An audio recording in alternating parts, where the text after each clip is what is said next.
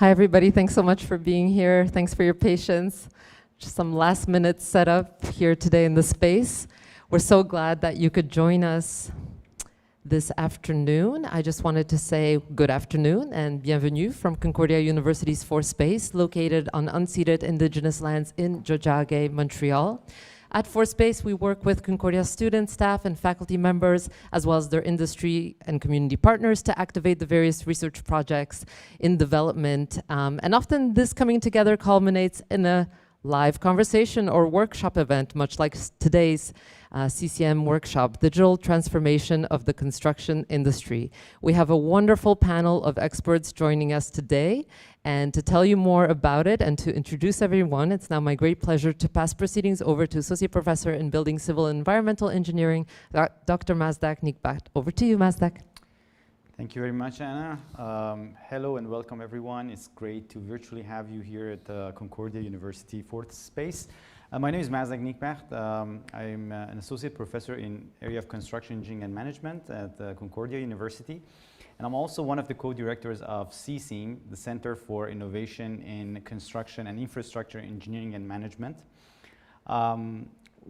With me, I have a beautiful panel composed of both industry leaders and representatives, and also stars and leaders from the academia. So today we're going to look at one of the most challenging, or maybe one of the hottest topics in the area of construction engineering and management, which is the digitalization and digitization, or in general, digital transformation of the construction industry.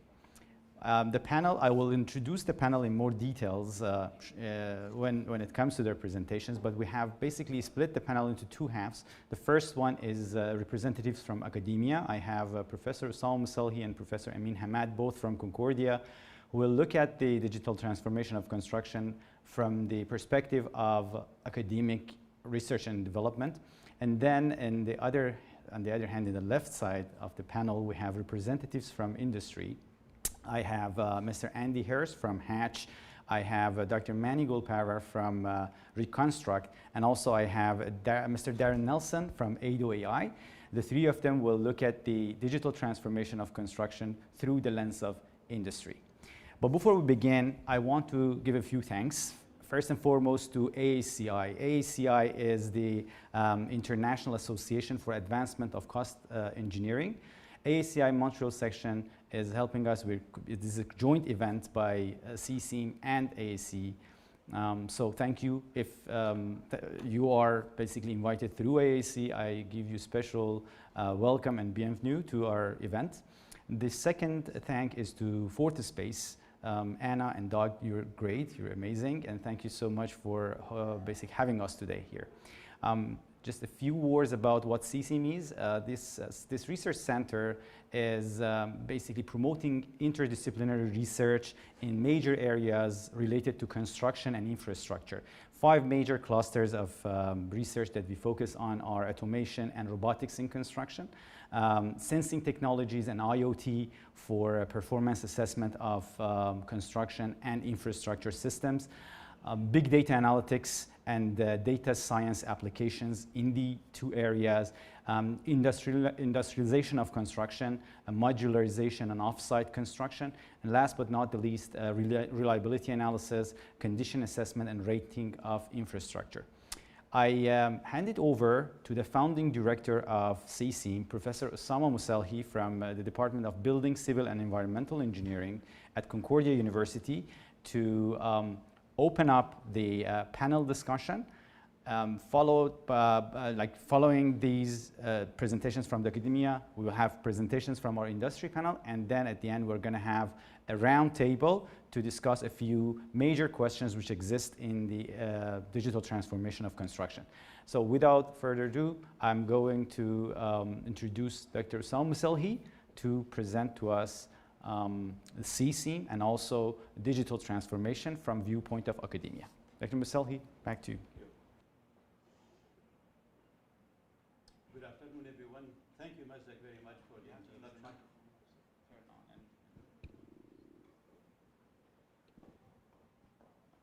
Has to be close?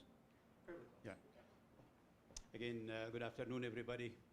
Thank you, Mazdak, for the introduction. It's a great pleasure to be with you this afternoon, participating in the workshop on the digital transformation of the construction industry.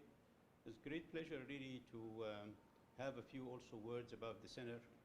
Again, this particular workshop is organized jointly by the CICIEM, the Center for Innovation in Construction and Infrastructure Engineering and Management, and also AACEI, the Montreal section here. And again, as Dr. Nick Batt have said earlier, would like to acknowledge and thanks the fourth space of Concordia University for providing these facilities. Next slide, please. Yeah, what I have for you in the next 5 to 7 minutes is that to have a few words about the center, and then we move into the digitization and digitalization and the difference between the two.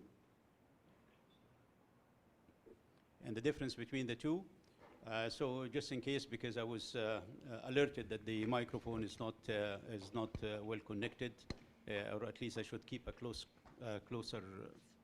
Is this the one? Well, thank you again. Oh, yeah, thank you. I just want to repeat, in the next 5 to 7 minutes, I'll be talking about a few words about the Center for Innovation in Construction and Infrastructure Engineering and Management, CICIEM. Also, I'm going to take a look at the digitization and digitalization, the difference between the two. Moving on, why we're doing all what we're doing. Why is this workshop? Why is this journey of transforming the construction industry from its way of knowing things into the digital age? And then I will share with you one slide highlighting the essential elements needed to be in this process on this journey of transformation. Next, please.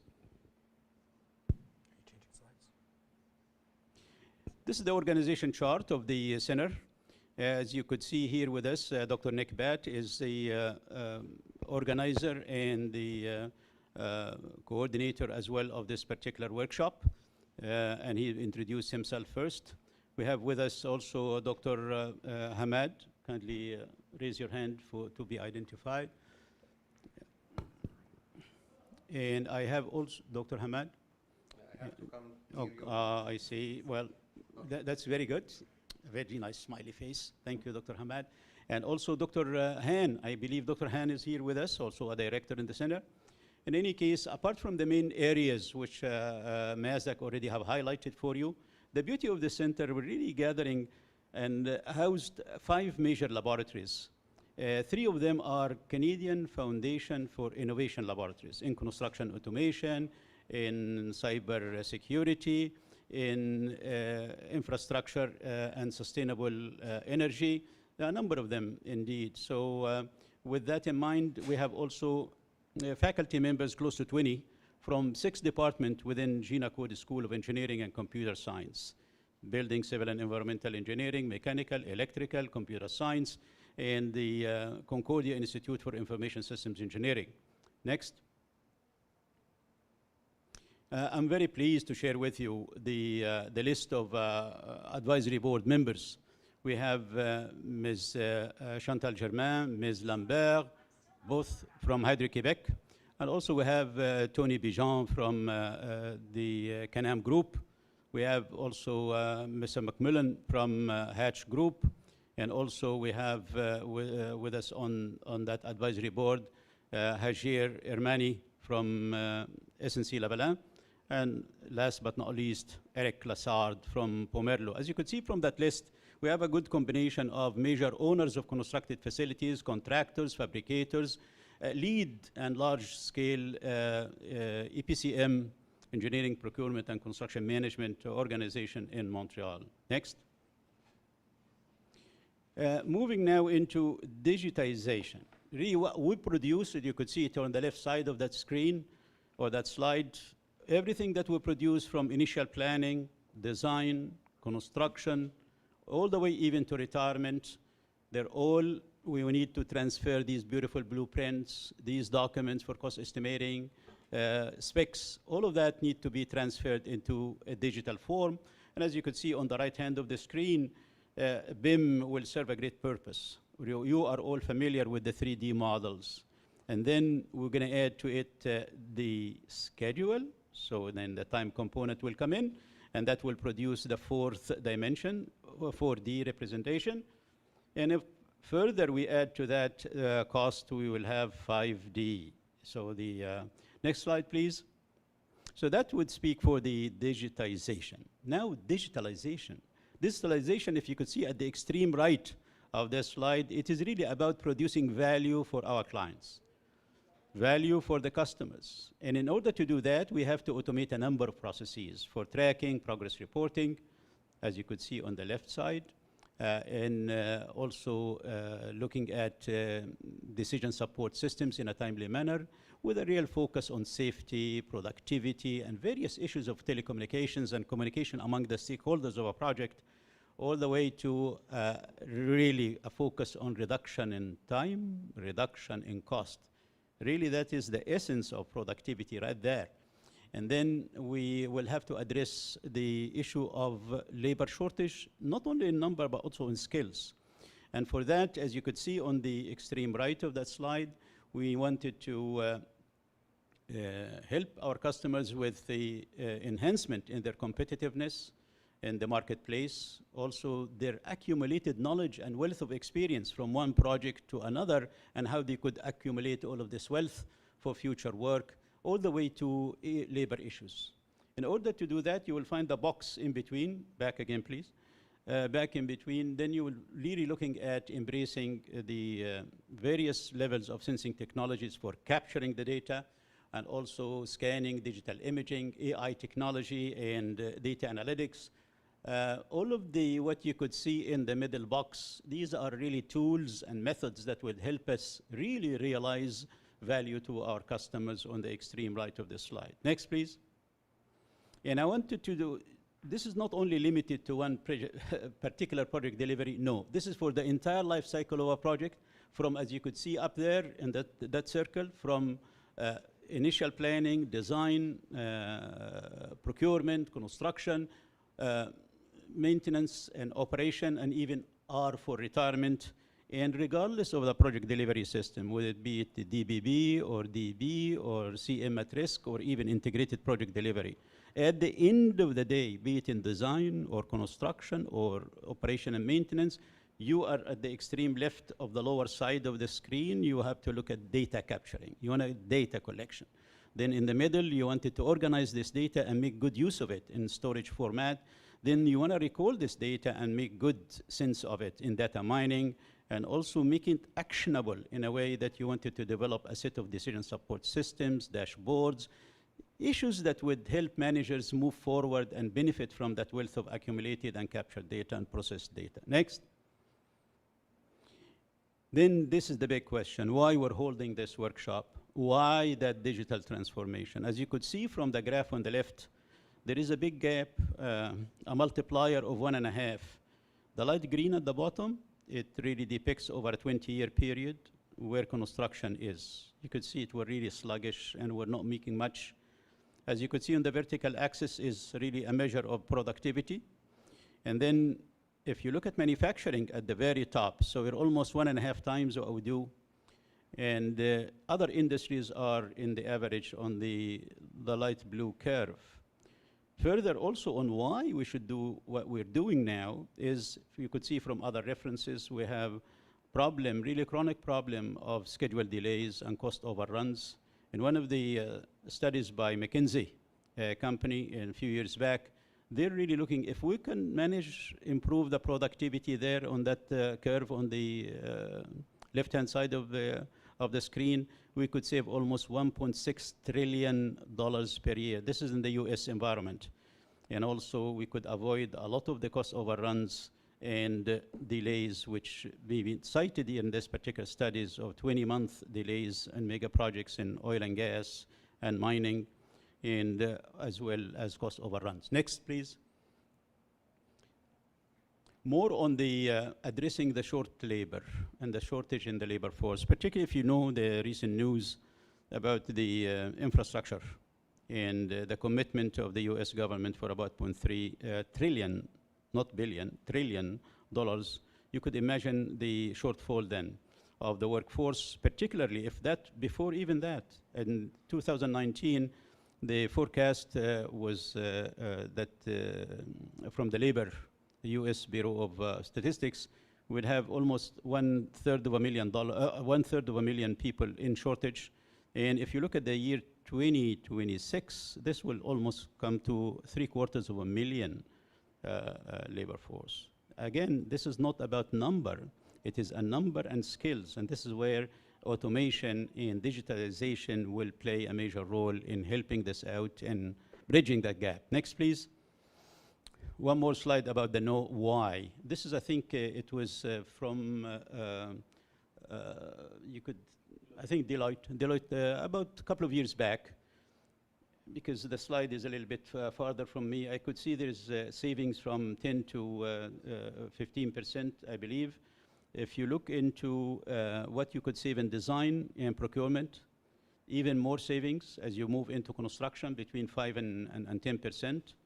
Considerably more in operation and maintenance.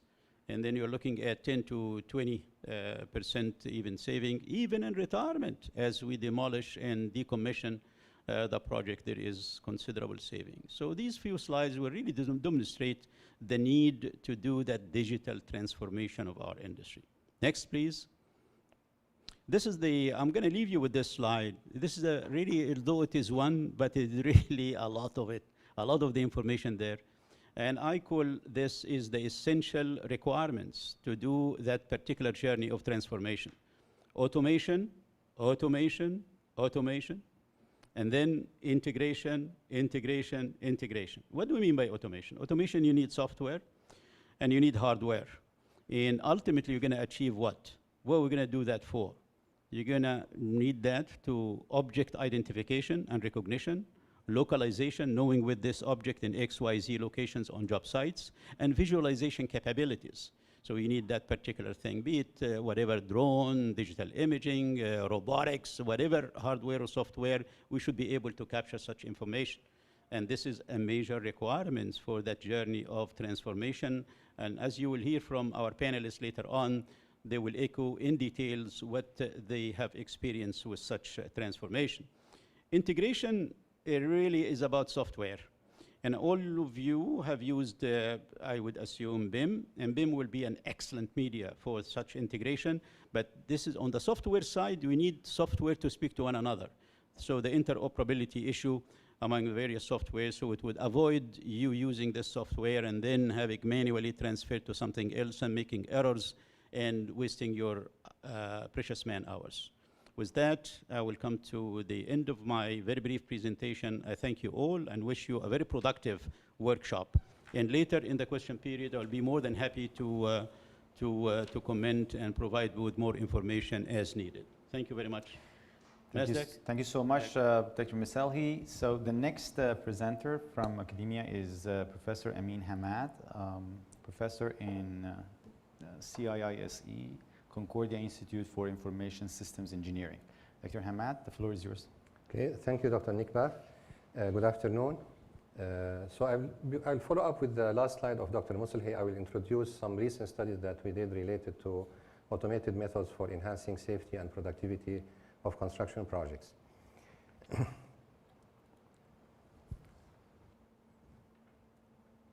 So I'll quickly cover 4 studies. The first one is using real-time location systems for proximity detection. This is on the safety side. The second and third studies were about productivity analysis and activity recognition for excavation operations and construction workers.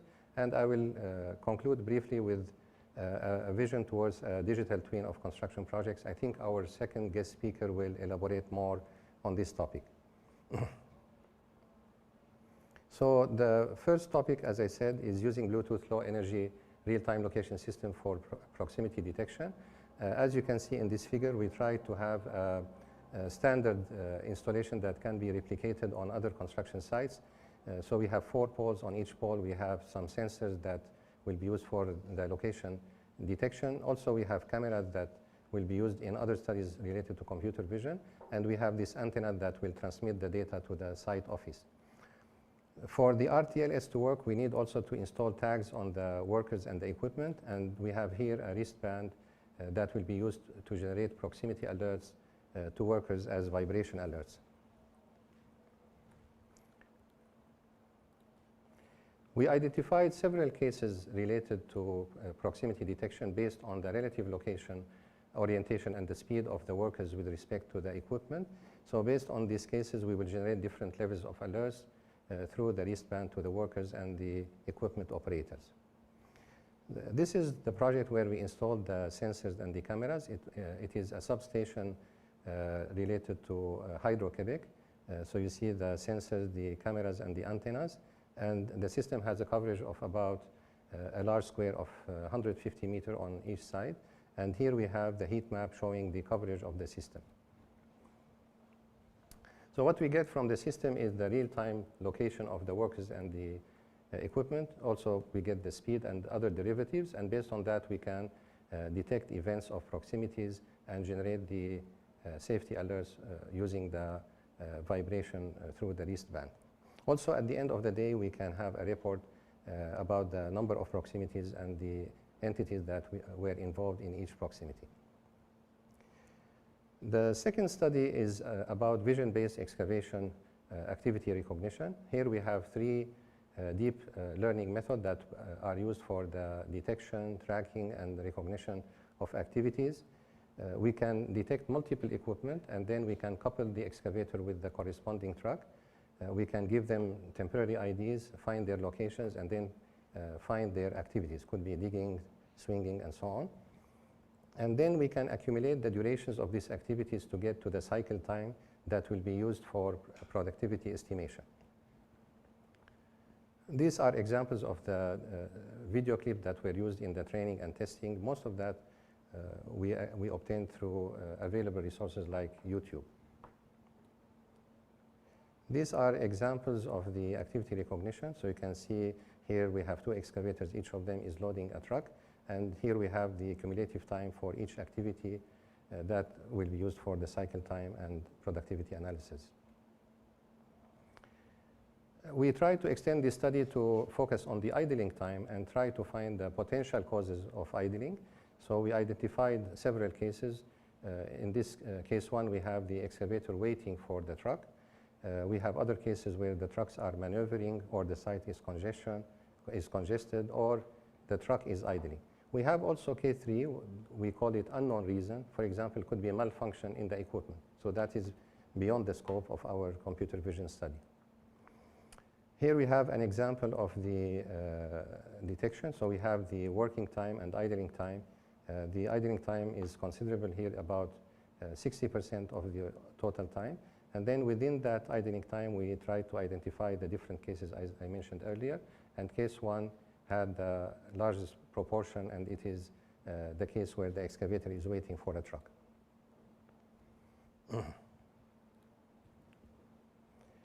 The third study is similar in nature. It's about activity recognition of construction workers. These videos are taken from the same Hydro-Quebec project. We identified 6 tasks here during the process of building the formwork for the foundation and installing the rebars and then pouring concrete. And this slide, oops. Okay, for some reason it's not moving.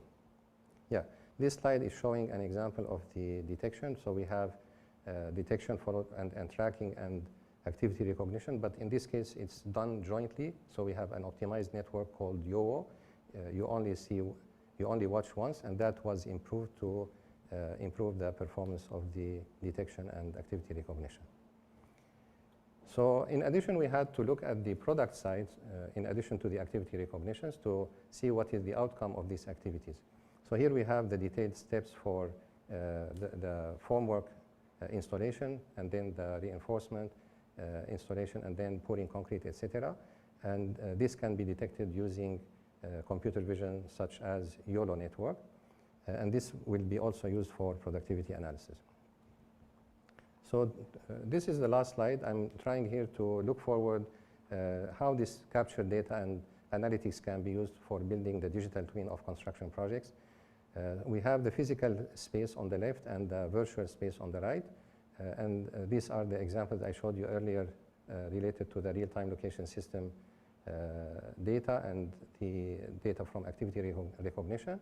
And then we can feed this data to build the virtual space, which is in reality here a detailed as-built 4D simulation. Based on this simulation, we can predict the future, we can optimize the operations, and we can also improve visualization and collaboration between the stakeholders. And these results can be used to improve the project management and control. And this is the end of my presentation. Thank you. Thank you very much, Dr. Hamad. So it was, I think, a very nice opening from both philosophical and applied level, how digitalization of construction is looked at in academia. Now we go into the other side of the table, where we have the three presenters from the industry. The first industry presenter is Mr. Andy Hers. Mr. Hers is currently Hatch's Global Director for Information Management. With a mining engineering degree from Queen's University, Andy is originally a tunnel engineer by trade, with a broad range of experience in the United States, South America, Europe, and Canada. Currently, as a sponsor of Hatch's digital transformation, Andy is driving the adoption of information and communication technology in every aspect of delivery to enhance the traditional role of engineering management. Andy, the floor is yours. Okay, hopefully you can hear me and can see my presentation. Okay, I'm going to assume you can. So I am super excited to be here and talk to you about what digitization and digital delivery means today within the industry and at Hatch. First thing I want to say, though, is, around digitization, is that it's really not about the technology or the tools. It really isn't. A lot of people in organizations, they focus on the tools alone and the impressive things they can do. And technology is essential, of course, absolutely essential, but it's just the tip of the iceberg. And it's often the most visible part. But it's the people, it's the processes, and the information generated where the real work in digitization is needed. And so we have this idea around needing a digital mindset where information is always from a trusted source and information is always produced collaboratively. Information is data-centric, not document-centric. Information can be shared easily and interoperable. Critically, where we deliver the right amount of info at the right time, no more, no less. And super important today is that information continuously flows for the life of the asset. Some of the presenters talked about this already. And if you can't tell already, the digital mindset is around the information generated, not the tools. And we apply this digital mindset across the entire life cycle of an asset. And this means we're talking about information moving from the planning stages into design, into construction and commissioning, and to form what we call a digital asset inside a project information model. We're no longer just concerned with lots of paper drawings. We're concerned about developing an information model, which we can then leverage in operations into a digital twin to drive all sorts of operational value. And this forms what we call this kind of virtuous infinity loop of information value throughout the life cycle of the asset. At Hatch, we view digitization driving value across a number of different functional axes.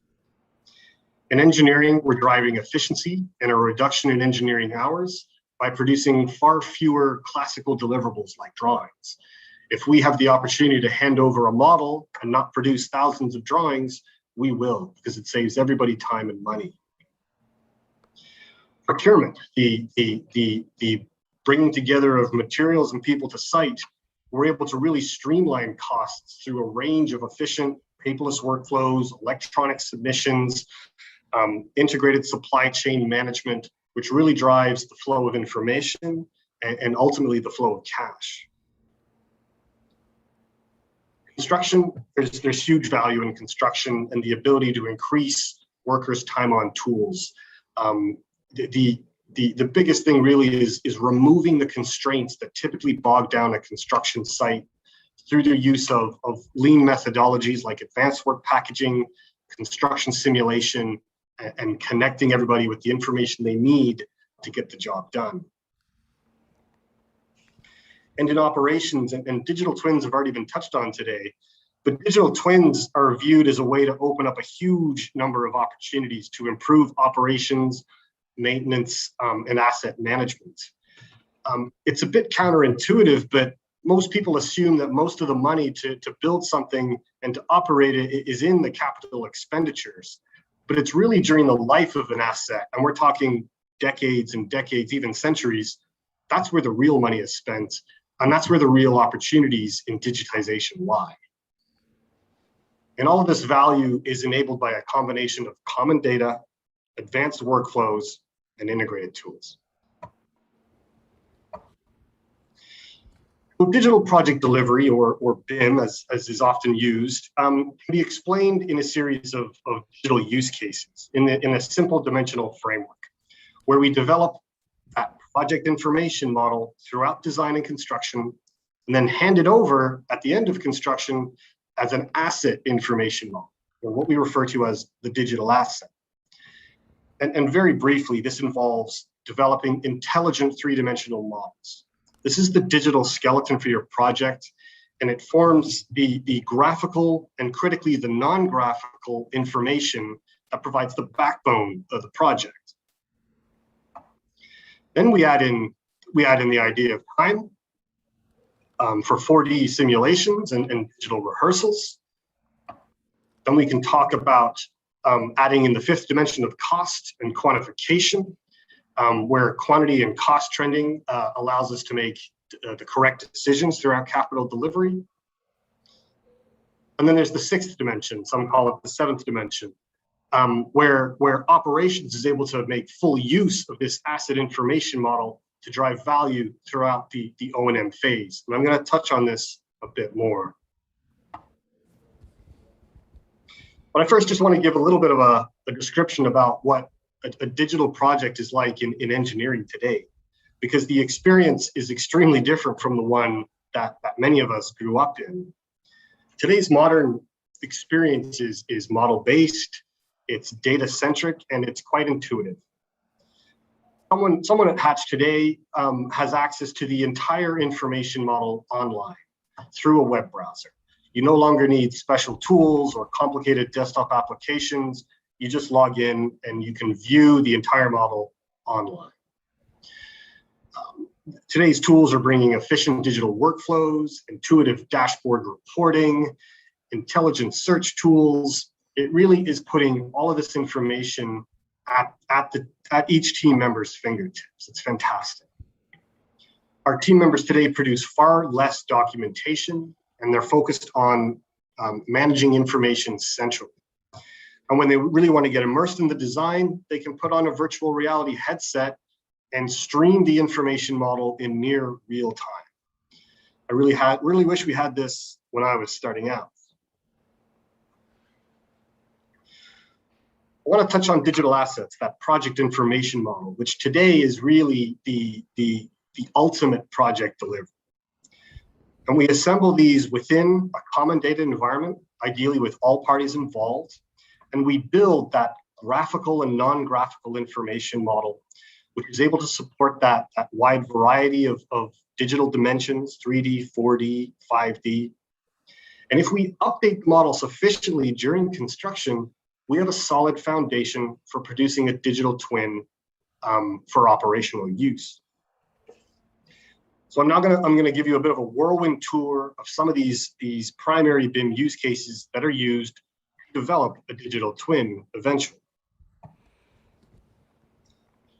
Before you can start to model in 3D, you usually need some information about the real world. And there's many forms of reality modeling, but they're all doing one thing. They are capturing the existing conditions and storing them in a digital form.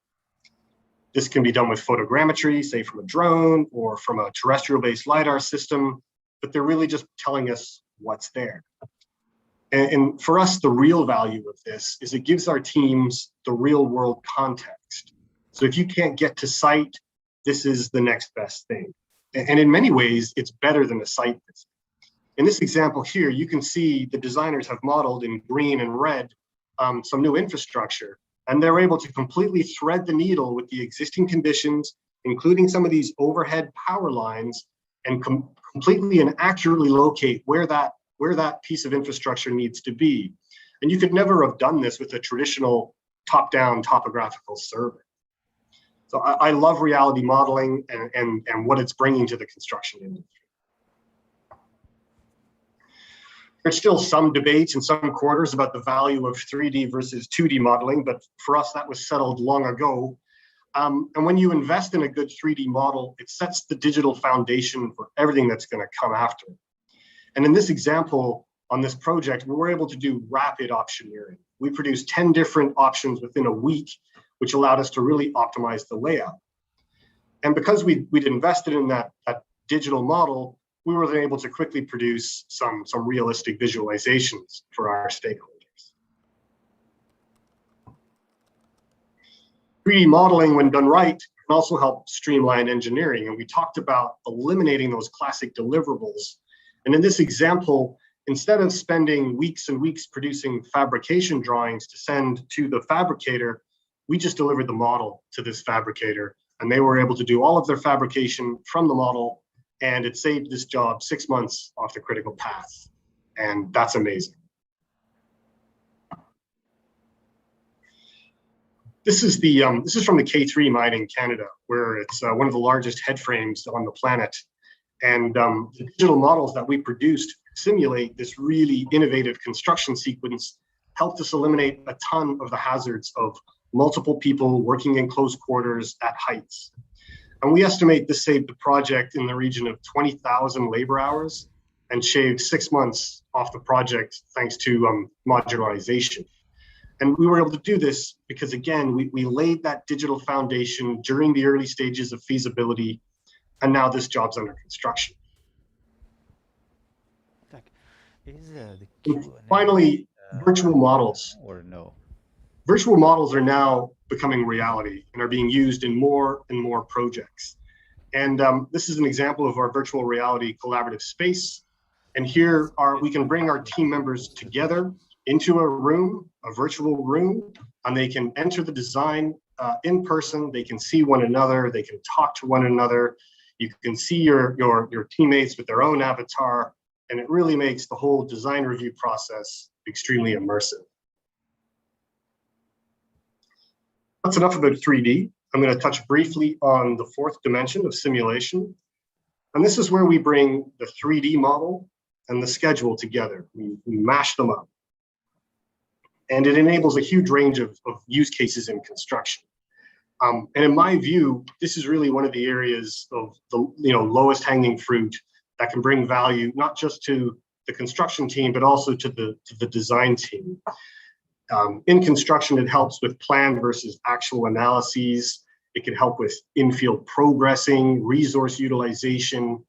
My personal favorite is look-ahead planning with the contractor's team, having the 4D model in your weekly site planning sessions. This is incredibly powerful and brings the job to life far better than any package of drawings ever could. 5D. When you've got a detailed digital asset, you're able to accurately understand the quantities and drive the quantification from the model, so you can estimate the construction cost with confidence. And 5D quantity reporting or trending, it allows you to track the change in quantities over time, which really just helps you make the right decisions, informed decisions. It often gives you an early indicator that your capital costs are going to overrun, and then you can take corrective action. And that's really the key to 5D. And finally, data-rich model for facility management or operations. And this is an example of a live project at Hatch, where the client's stated goal is to develop a digital twin. Hatch is doing all of the engineering, and we're providing a very data-rich model. And that's what you can see on screen at the moment. For each model element, there's an enormous amount of data behind it. And on this project, the databases that we're building, they're the primary deliverable. We do have to produce some drawings because the government in that country still requires them for permitting, but we're effectively handing over a model with databases, and we expect that to be the norm going forward. And why is it important to have a good 6D ready asset? Because ultimately we want to get to a place where we can produce a digital twin. And a digital twin is really just a digital representation of something physical that is kept up to date. That's the fundamental difference between a good 3D model and a nice digital twin. It's kept up to date with real-time data from sensors, from instrumentation, and even from information that the on-site teams are providing, so that it always represents the actual physical state of the asset.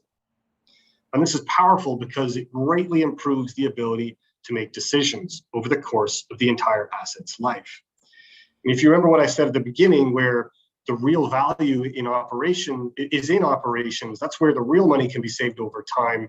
We think that digital twins are the key, one of the keys to realizing that value. That's where I'm going to end, digital twins. And digital twins help make those digital assets that we've spent years developing during the design phase. When you bring that together with dynamic information from sensors, from IoT, from asset management systems, it really just gives you a far better way to share information, to get a holistic view of the operation, and to drive value for the long term. Thanks very much, and I look forward to the question period.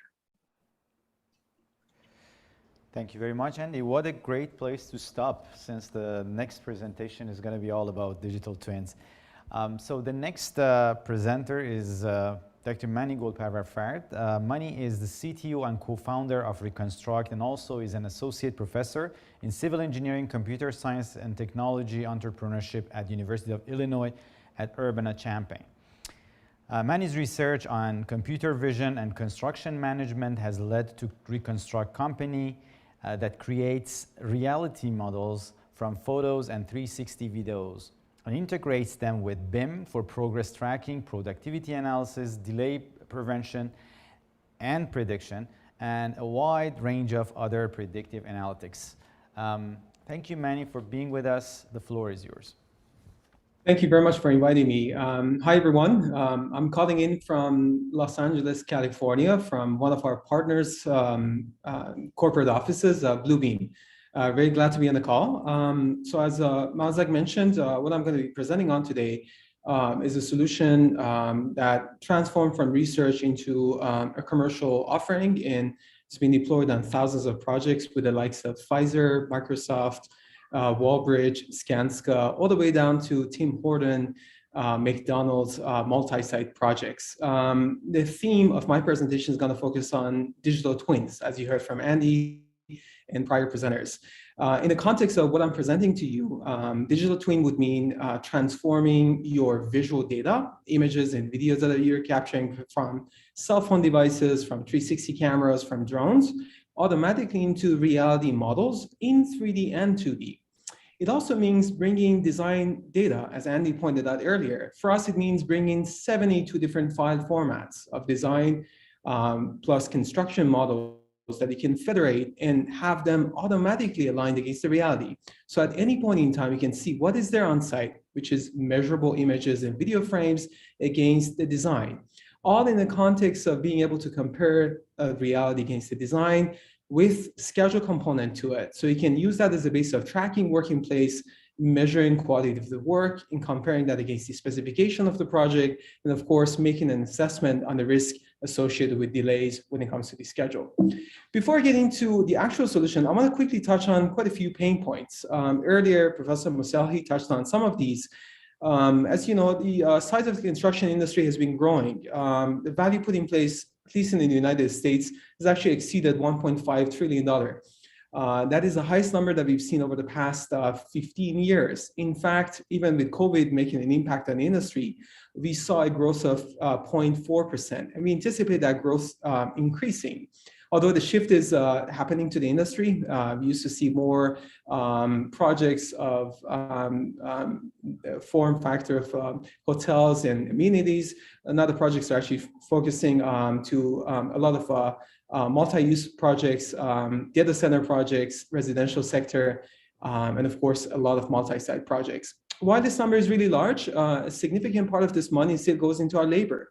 And there's a lot of report that's coming out demonstrating that still when it comes to coordinating who needs to do what work and how much resources need to be put in place, there's a lot of room for improvement. So if you do the math, and my math is actually not correct with respect to that 1.5 trillion, if you do that 35% times 40% times the construction value, the potential added value that they can bring in by just addressing construction coordination problem is slightly larger than 200 billion. I think that number is actually $210 billion. Now, I just want to put that into perspective. I know we have folks from various industries on the call. The largest football stadium currently under construction in the United States is actually where I'm calling from, Los Angeles, a $5 billion. That means adding 40 new stadiums a year by only addressing our construction coordination issue. So what does it mean for us that are engaged in construction projects? That means when we can't coordinate the work properly, many of our projects end up being finished behind the schedule and over budget. I think Professor Amin and Professor Mosahli both showed you numbers. These are numbers that are coming from a combination of Dutch data analytics and also McKinsey. When it comes to average commercial projects, almost one out of every two projects is behind the schedule. And when it comes to larger projects, projects where coordination really, really matters, unfortunately, a little bit over 75% of our projects are late. And sometimes that delay can be as large as 40%. Now you may say, does that delay matter to the owner? Is that the cost? We actually put this into a survey.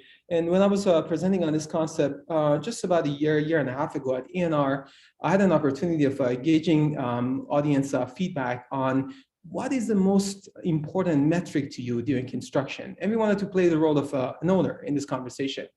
Of course, I'm sure everyone who's on the call here would say design. Of course, this question was not asked in the context of a design phase of a project. When it comes to construction, you've already bought into the design. And we all know if you spend more time in design, you can minimize the amount of rework.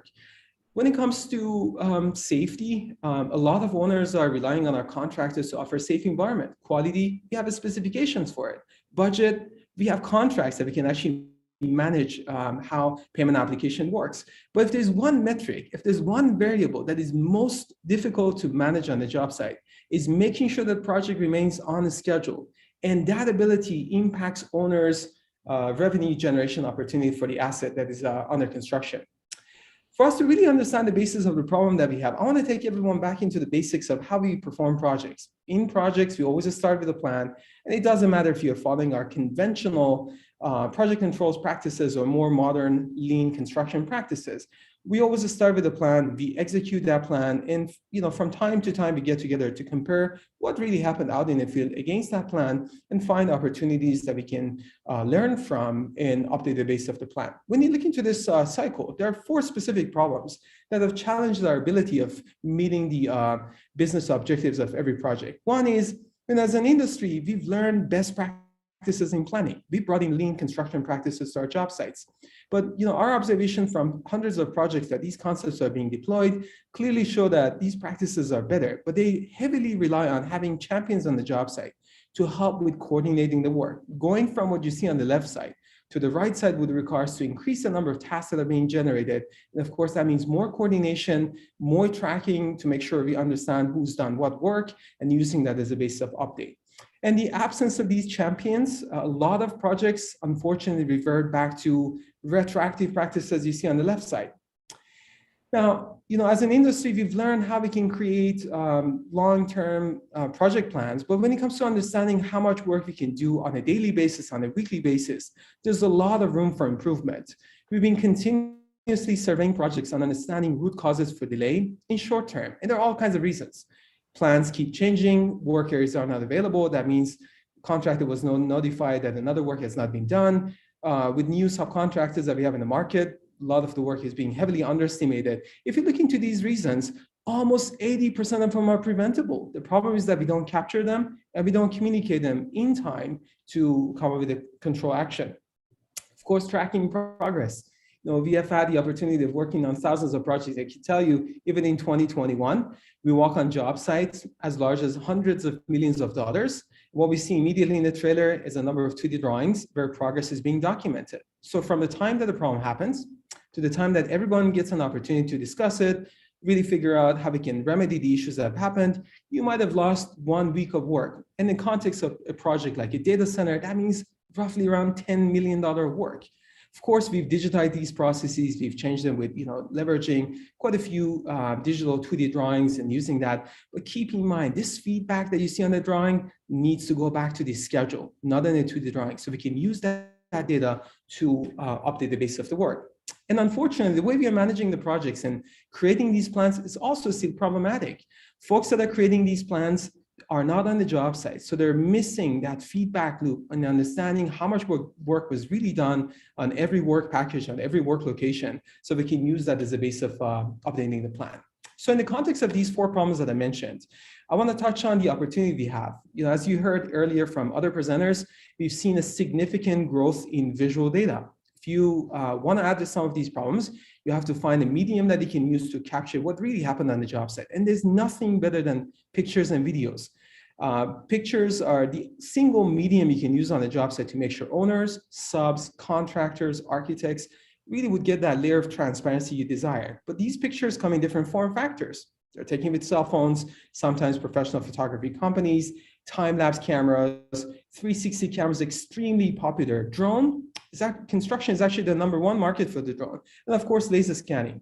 We've also seen a significant growth in application of BIM models. And of course, if you tie them against the schedule data, you can always use that as a basis of communicating who does what work in which location, leveraging it for constructability reviews prior to getting to the construction phase.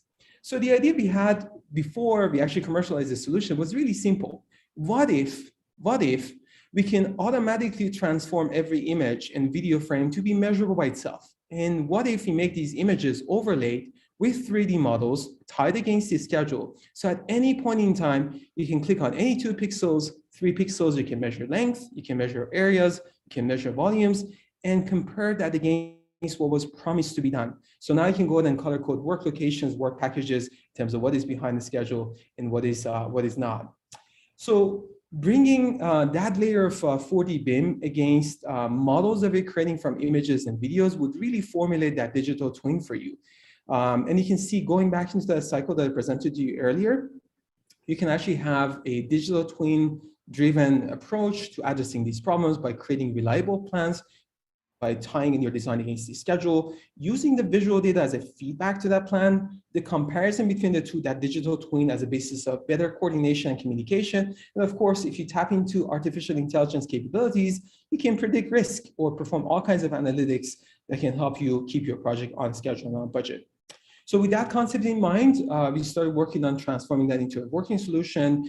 And our solution today is helping our customers, whether those are construction management companies, general contractors, and owners, to verify how much work gets done and using that as a base of planning. The solution can leverage data directly from quite a few integrated platforms, as Professor Moselti mentioned about the importance of integration. So you can bring that from your coordination platforms, you can bring that from Oracle Primavera Cloud. We're actually the only platform that has a bi-directional integration with a cloud-based version of the P6. And that means now not only can verify what happens on the field, but you can also go ahead and tie that into your financial system and use that for verifying payment applications and making sure, as Andy pointed out, you can use that as a base of facility management, a digital twin that actually contains that reality data. So in action, it means at any point in time, you can log into the system. You can see reality models, designs that are overlaid on it with the schedule components, and live at any point in project lifecycle, you can actually see what is on the schedule, what is behind the schedule. If you happen to be the superintendent, you can log in and get access to colored images that immediately show you who's supposed to do what work in which location. So you can use that as a base of coordination. Image is measurable. The design model contains quantity data. And of course, your schedule is giving you that layer of visibility that you desire. And over time, as you start tracking production rates, you can use that as a base of forecasting. So now we can forecast locations that are at risk for potential delays. So before you go into your next coordination meeting, instead of worrying about the past, you can focus on the future. What if we highlight those 2, 3, 5 top locations that are at risk of delay? And what if we engage the team in a conversation about root causes for delay and collaboratively coming up with an action on how we can revise the plan and making sure everyone signs off on that visual model that we see on the screen and making sure we know who's going to do what work in which location. So we've had the opportunity of scaling the solution across all sectors of the industry. I only have a few examples to show you. It really doesn't matter images and videos being captured by drones, whether they're being captured by 360 cameras, cell phones. There's enough flexibility that this tool can actually run completely on a cloud-based system and provide you with access to these models. So over time, models are being created. They're automatically being aligned against one another. And by a simple click on any location, you would get access to the most highest resolution image that you have for that location, which by itself is measurable. So you can start tracking what is really happening on the site, even without using any design information. Andy pointed out the issue of, are all of our projects still 3D driven? Is some of our projects based on issued for construction documentations that are primarily 2D? For us, it doesn't matter. We wanted to make sure that we bring in views that matter to different personas. So here you see an automated technique that can bring 2D PDF documents into alignment against a 2D version of the same reality. So you can interact with the data in 3D and you can interact with it from a 2D perspective. When it comes to indoors, it's primarily based on 360 video documentation. Again, as a software company, we're completely hardware agnostic, so you can capture your site however you desire. But this is the most used practice, using Insta cameras, using Garmin cameras. You walk around and videotape the site. The video automatically goes into our system, and it offers you this measurable Google Street View experience. What you see is that reality model. On the lower left corner, you see the floor plan, also automatically generated from just the video. And of course, this can be overlaid with the 3D models that we showed you before. So what does it mean? That means now, if you spend all your energy on using your BIM for MEP coordination, you can bring that reality back into alignment against it and make sure things like what you see on the screen would be prevented. This is actually a project in Virginia. You see they did MEP coordination. There was a riser in that HVAC system, but unfortunately the contractor who installed it on the job site run it with a different configuration, with a straight configuration. Of course, you can catch this and prevent this quality issue. Simple examples of concrete placement. You can catch and make sure sleeves are in the right place. This is another project somewhere else where you can actually see 5 sleeves, 2 of them exactly in the right spot, 3 of them are deviated, and roughly this is a $16,000 quality issue. And of course, when you bring in the element of the scheduling to the system, this is a $1 billion project in the state of Florida, Broward County Convention Center. Owners and owner reps would get that visibility that they need for payment verification and updating the schedule. All in all, these visuals are most simple media you would be able to use for a communication. Now you're seeing this in action. A superintendent is running a meeting by orchestrating the conversation around locations at risk for delays. And every team that's being impacted by those work areas is getting engaged in that conversation on what is the root cause for delay and how do we change work plans so that we maximize our own productivity as much as the project as a whole is being impacted. So all I try to show you is how these digital twins, when they're being empowered by AI, can bring you that transparency. And that transparency drives return on investment. It can be as simple as making sure you minimize travel time to the job site. So we have case studies prior to COVID that demonstrate how you can improve site awareness. When it comes to quality control, we have a case study with General Motors that we're able to demonstrate we saved $1 million off of a subcontractor-driven change. It also impacts the personas that are engaged. Directors of quality can minimize how much time they spend inspecting work, and instead they can actually get on-demand access. Schedule delivery the same. There was a hotel project that I was just showing you before a moment ago in terms of percent plan complete. When you bring actionable insights, of course, the project team can help keep the project on schedule. And for those superintendents that are on the call, we all know the pain of chasing down subs and getting numbers in how much work was done. And this process can accelerate that work that we all put into it. And as Andy pointed out, this is all a digital handover back to the owner as a base of liability, as a base of facility management, a win-win solution for all parties that engage in the project. So that's all I had to present to you today. I'm gonna go ahead and stop sharing. I'll be happy to discuss it more during conversation for Q&A. Thank you so much, Manny. We will definitely get back to this last slide in the roundtable. Towards the end of the presentation, Manny talks about the cultural issues, or basically the cultural value that can be added through digitalization. The next presentation is going to talk about the mindset which is required to be in place for digital transformation to happen accurately and precisely. The next speaker is Mr. Darren Nelson, who's the CTO of AACEI, which is a company that aims to integrate data science, data analytics, and computer science into the construction projects day in and day out. With over 20 years of experience in the architecture and deployment of enterprise-scale data, Darren is an award-winning thought leader and a recognized expert in advanced data analytics and visualization.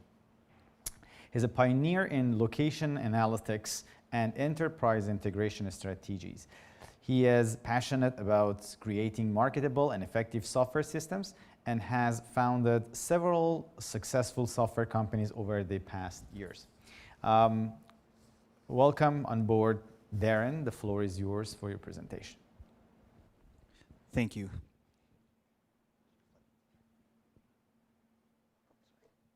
Thank you very much. Welcome everyone, and thank you. And I hope this presentation creates the opportunity to engage in some constructive dialogue, both with this panel and your peers. Oops, there we go. Oh, is that better? Good. Perfect. A little bit of background. So construction is widely reported to be the last major industry to embrace the digital transformation. And there's many factors surrounding this reality. And today, I want to share what we've learned throughout our journey in this space. First, as we've seen today, the construction industry has an abundance of data and technology. And this is supported by the increasing amount of capital investments made into a lot of great companies and new technology. What we noticed, however, is there's an actual shortage of actionable, shareable, and teachable information. We're creating data islands throughout our organizations. One of the reasons we're here today is to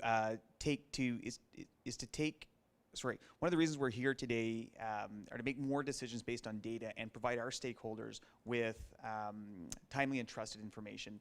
And we know that information demands are changing, right? There's changes in legislation, business conditions, global pandemics pop up here and there, climate demands, et cetera.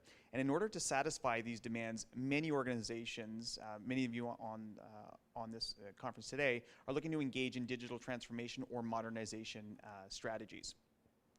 So when we talk about what it means to become data-driven, Harvard Business Review basically is telling you it's hard. And the main reason it's difficult is that a lot of organizations underestimate the level of effort required to get there.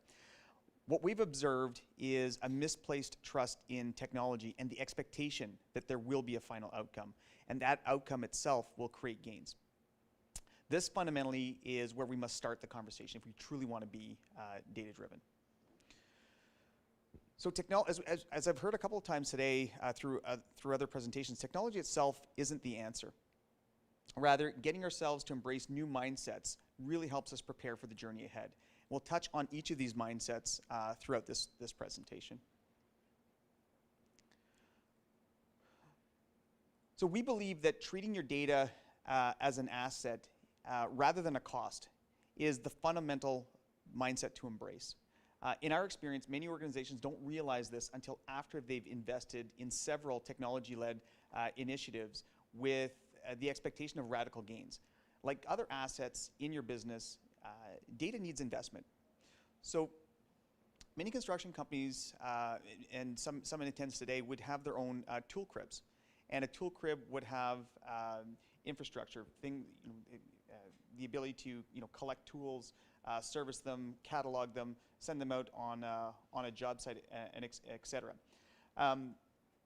When a tool is required, people just sign one out and use it. Now, if that tool happens to be defective, the workers don't question the competency of the people running the tool crib. They don't question the manufacturer of that particular tool.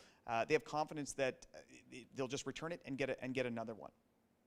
So similar to your tool crib, data requires similar levels of investment. And like your tool crib, that inventory was built up over time. Old tools are replaced by newer ones, new technology comes online, etc. Your data foundation can also build slowly over time. We've seen great examples of different software stacks today, lots of references to other tools. These tools will come and go. Your data foundation needs to accommodate this fluidity. We've heard a couple of presentations today talk about effectively the continuum of information, right from the design right through to the decommissioning. And that time span can be decades. In that time span, a lot of technology will come and go, and your data foundation needs to be able to accommodate that. So just as an example of what this journey might look like is you consider the construction industry as a series of abstract concepts rather than concrete tooling, right? Things like we'll pick project and forecast and cost. We've heard a lot of actuals to budget comparisons today, so let's just start with those three. So as you start to invest in your data foundation, we'll use these three concepts as the foundation. So I like this one because planning to fail, or more importantly, taking the opportunity to learn is important. As you gain insights from your early investments in your data foundation, you're quickly going to realize how much more there's yet to learn. Consider what we've been able to learn so far. We know about our projects, our forecasts, and our costs. So with enough data behind us, some of the more curious people in your organization might want to perform some deeper analysis on, say, forecasts, right, and determine how accurate they are month to month. Because as we all know, forecasting is a black art, unless you're using some of the more sophisticated tools that we've just seen today. So by engaging in some cursory analysis, there may be some trends in the data that allow us to spot anomalies or even early warning indicators. This is where a perceived failure can become a powerful learning opportunity. When the results of an analysis are inevitably shared with a broader group, there'll be times where the data is proven to be right and also proven to be wrong. So rather than give in to the temptation to blame the data, and yes, in our experience, that happens quite a bit, engage with others to share their knowledge on the business conditions and enhance the analysis to include the human expertise, as well as grow the pool of trusted data that might be required. This also happens to be, an early experimentation with artificial intelligence.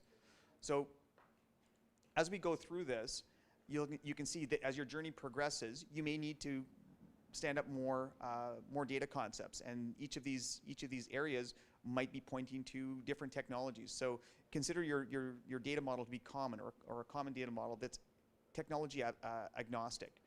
What this helps us do as well in the long term is Dr. Nick Batt's team of experts can learn a model and perform analysis on that much faster than if they have to learn a whole bunch of other point-to-point connections. So as we go down this journey, some tangible outcomes will become obvious, such as more people within your organization are regularly using, relying, and trusting the data. We can't simply take these outcomes for granted.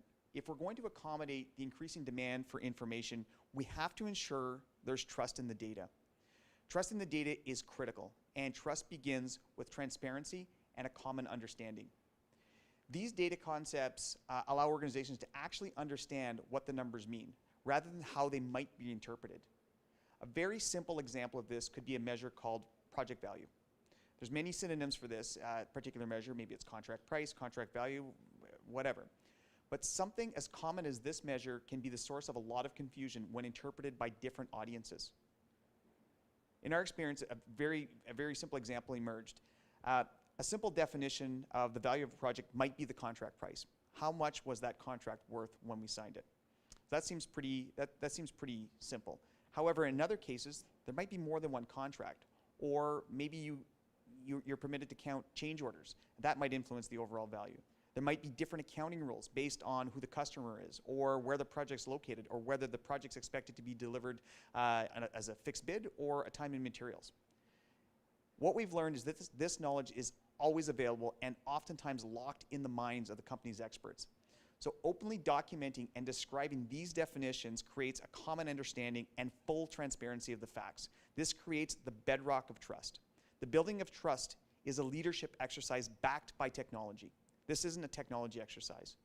It might seem easier to revert to the old ways of doing things, give in to the seemingly inflexible yet well-entrenched mindsets of the past, but this is where you come in. As strong leaders and determined visionaries, you'll need to bear this responsibility, and this is where you'll be tested. This is why HBR tells us that this is hard, because you have to be persistent, you have to persevere. There is no single goal. There's only the journey. If we go back to some of the earlier slides here, these are just milestones, markers. You can start wherever you want, wherever you need to. But there's no destination. That you have to be prepared for the journey. So now that we've touched on what we believe to be the 3 mindsets that are required to become data-driven, let's look at a couple of examples with some companies that we all know. McDonald's and Amazon are 2 well-known organizations that have oceans of cash. But they didn't start out that way. So if we look at McDonald's, in the late 1940s, Rick and Mo McDonald started to use crude data analysis to learn about their business. They did this in response to the challenges that were facing their business and others of the era, such as high payroll, complex systems, et cetera. They learned that over 85% of their revenue was tied to only a few items on their menu. And their journey started out by becoming data aware, and then they actioned this information. What they did was to optimize their business around a smaller menu, and they ultimately revolutionized the restaurant industry. Right? So think about that the next time you go to a drive-thru and it takes more than 3 minutes. You might be a little bit annoyed. But all major restaurant chains have adopted McDonald's principles as the default way to prepare and deliver food. Let's look at another example. Amazon, a little bit of a different company. They grew up in a different era than McDonald's. Today, when you shop Amazon, you know exactly when your package will arrive before you even place the order. This didn't happen overnight. This is one of the benefits of acknowledging a journey rather than marching towards a goal. So 15 years ago, Amazon would not have known that customers would want visibility into when their items would arrive. And frankly, the customers didn't even know that either. However, by wiring their entire DNA to be focused exclusively on the customer experience, Amazon would have collected data everywhere they could. How they'd use that information, they didn't always know that, but they knew that eventually it could be useful. So to draw parallels to construction, each Amazon package is unique. The number and combination of items, the destination, the customer, they're all different. Your projects follow a similar trajectory. So Amazon realized that they knew in advance what would go inside of each package. And those packages contain the unique combinations of known items. So this allows them to instantly calculate things like the dimensions, the weight, and the destination of every package before they start the picking and packing process, and they can pass that information on to the customer before they actually decide to buy it. This is only possible because Amazon already knew everything about each item and where each item was destined to be shipped, where it was in the warehouse, et cetera. So imagine for a moment if you could do the same thing in your construction projects. A lot of the information is known. You know the materials and the equipment needed for a project, and you know where they'll need to be installed, right? If we look at some of the BIM presentations, all that information is known. So how cool would it be to know the cost and completion date before you actually even start? Right? And if we think about that whole continuum of information, if we start harvesting the information from commissioned buildings to decommissioned buildings and cycle that back into the estimation phase, into the planning phase, you'll know a lot more about the equipment and the methodologies and the techniques that could be used for these projects before, because you can continuously learn from previous examples. So to bring it all back, if 2 guys from New Hampshire who counted hamburgers and receipts in the 1940s could revolutionize the restaurant industry, and a guy in Seattle in the 90s who bought cheap doors from Home Depot to make sorting and packing tables to ship books, and ultimately revolutionize the retail sector, how fast and how far do you want to go? I mean, today, you're decades ahead of where these guys were. You already have successful businesses. You already have access to cheap and unlimited computational power. We can thank Amazon for that one too. And you've already decided to be better. So again, I ask you, how far and how fast do you want to go? So now what? So we're aware of the three mindsets, and how do we start this journey? We think, and this is just our opinion, you follow HBR's guidance, or Harvard Business Review's guidance, and pick a high impact use case, something that you know is important to the business, and immediately start treating your data as an asset and repeat this effectively forever, because you're going to continuously learn more and more and more. And you'll be able to bring on partners from academia, partners from other industries, partners from different industries altogether. So in conclusion, our mission is simple. We're building the processes, training the people, and standing up the technology needed to navigate this journey with forward-thinking organizations. And with that, thank you very much. I look forward to the question. Thank you very much, Darren, for this different viewpoint on the digital transformation in general and digital transformation of construction industry in specific. So with that, we're going to open the round table. Before we get into more detailed conversation and dialogue, I'm going to ask the audience to post their questions on the Q&A box. I have received some questions, and I'll entertain them throughout the discussion. But in case we receive more, I try to ask them as they fit. The plan is to give some time to people to ask their questions, but we'll see how we can catch up with the schedule, because we're already a couple of minutes behind the schedule. Okay, so I'm going to start with the first question. We listened to these 5 interesting presentations. Like I said, we had the philosophical definition of digitization and digitalization, some use cases in terms of the R&D, like university-driven R&D. Nice presentation on how the things work in practice at Hatch. Digital twinning and the outstanding works that are done by Reconstruct, and also the mindset and cultural change which is needed to be the main driver. Now, I want to ask all of the panelists about the best practices and lessons that we've learned. We've been doing this for a while, maybe a decade or so. There are some basically success and failure stories that I'm sure that everybody around the table is interested and willing to share. What are those? Like, what are the to-dos and not to-dos in terms of digital transformation? Any stories specifically from the experience that you had, given like the type of organizations that you're representing? And what lessons are learned? As Darren mentioned, it's not failure, it's maybe learning. So I should say success stories and learning stories. I'm going to start with maybe Andy asking this question, who has his hand raised. Go ahead, Andy. Sure. I alluded to this in my presentation, where there's an expectation that all of this great digital technology and process can really drive efficiencies, and in the right situations, under the right circumstances, absolutely can. But we're also asking our engineering teams to do far more in the early stages of design, to create those really detailed 3D models with all of the data inside. That takes a lot of effort, and sometimes it takes more effort than you think.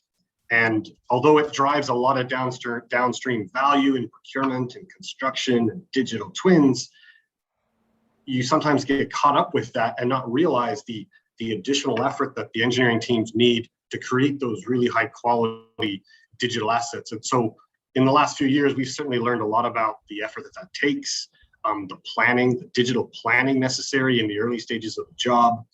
And I guess the lessons learned is that all of this value, takes effort, and you got to plan for it up front. All right, thank you very much.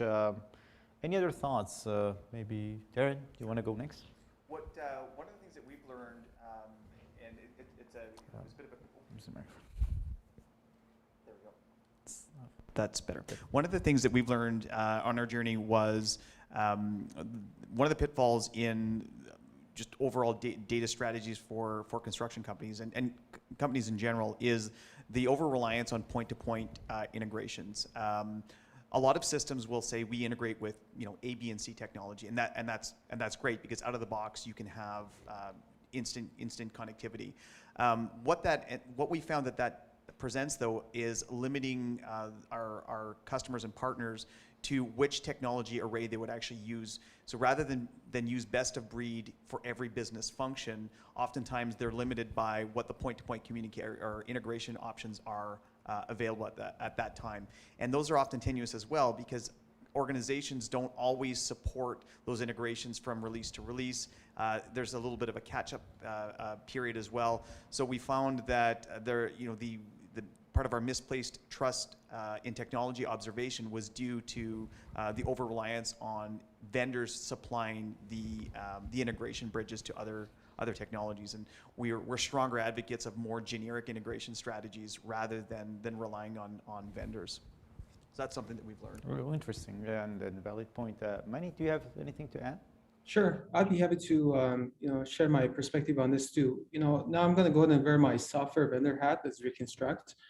One of the things that I learned, transforming the research projects that we did to solutions that really work is lack of case studies. If you want to demonstrate value and you want to lead adoption, you need to be able to demonstrate what is it that is going to be in terms of return on any investment that we're making on technology. And these case studies have not been traditionally available. Yes, if you start thinking about BIM-driven practices and first adopters in our industry, those case studies are available. But if you want to drive that adoption at the scale that really matters and you're discussing today, you need to make sure that you have case studies that speak to personas, case studies that speak to project level impacts, and people can actually relate to them. The other part has to do with something that I think Andy actually pointed out, level of effort versus value. A lot of the challenges that we have is the value that technology brings in is not necessarily created by basically the people who are actually using the solution versus the people who are generating value from it are two different personas on the job site. And we don't necessarily have processes in place that we can establish that. And every project team we talk to is understaffed. So they're always trying to minimize effort that they want to put into anything. So of course, when you have more automation, the rate of adoption goes up. The other part has to do with who's really driving that adoption. We've had cases as a vendor that owners have actually brought us on board. A good example of that is actually a project we worked on with Pfizer.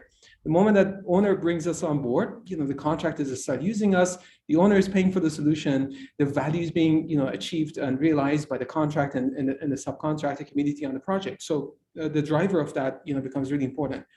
The other one is a lot of, so now I'm wearing a software vendor hat. We are an integrated solution, but in our market today, there's a little bit over $4 billion of money that's been spent on startup companies. And a lot of them are actually bringing low-hanging fruit opportunities that are fully automated, and they solve one small specific problem with one workflow that is fully established. And that's actually a really great way of approaching adoption issues that we have. But if you want to really get into the bigger value, we need to change some of the processes that we have in every project. So as an example, what I presented as part of my demonstration to you today, in that video that the entire team is sitting together and leveraging actionable insight for risk and taking an action on it, brings in scheduler, brings in the superintendent, brings in the owner into the meeting, brings in the entire set of foremen associated with the subs. Now, some project teams have capacity to make changes in these processes and some don't. So making sure we understand that everything that we're discussing here needs to be examined in the context of process and organization becomes equally important to the core technology that's being offered. All great points. I want to ask a follow-up question. I don't mean to basically point at certain actors, but where does the most resistance money come from? I mean, who's hesitating to basically integrate and join or jump on the train normally from your experience? And I'm going to ask Andy the next and Darren the next. If you can mention, any specific role or any specific, I don't know. It's a tough question. So, I want to use a keyword before I start into some details. Change. People resist to change. So if you want to make a lot of impacts, you got to make changes in your processes, and people resist those changes.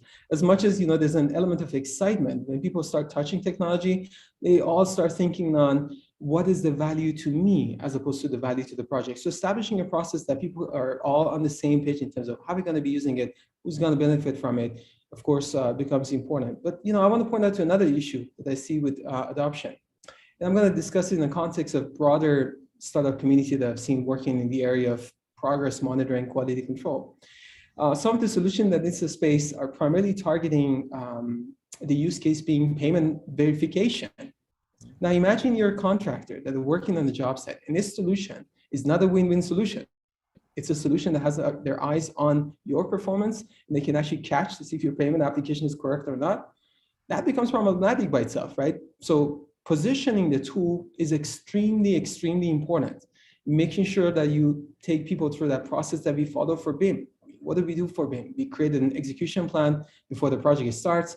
We discuss the value that each party gets. We sign off on that. Oftentimes with other types of technology, we don't do that.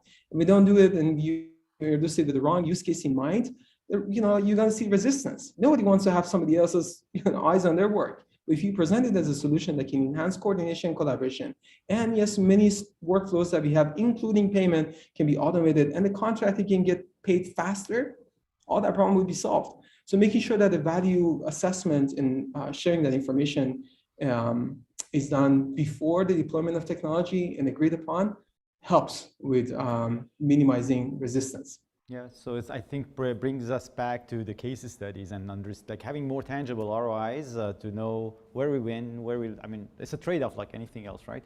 Andy, do you have anything to add to that before we move on to the next question? In terms of resistance to change, internally, I think, the older you are, the closer you are to retirement, all of this digital stuff just seems like not worth the effort.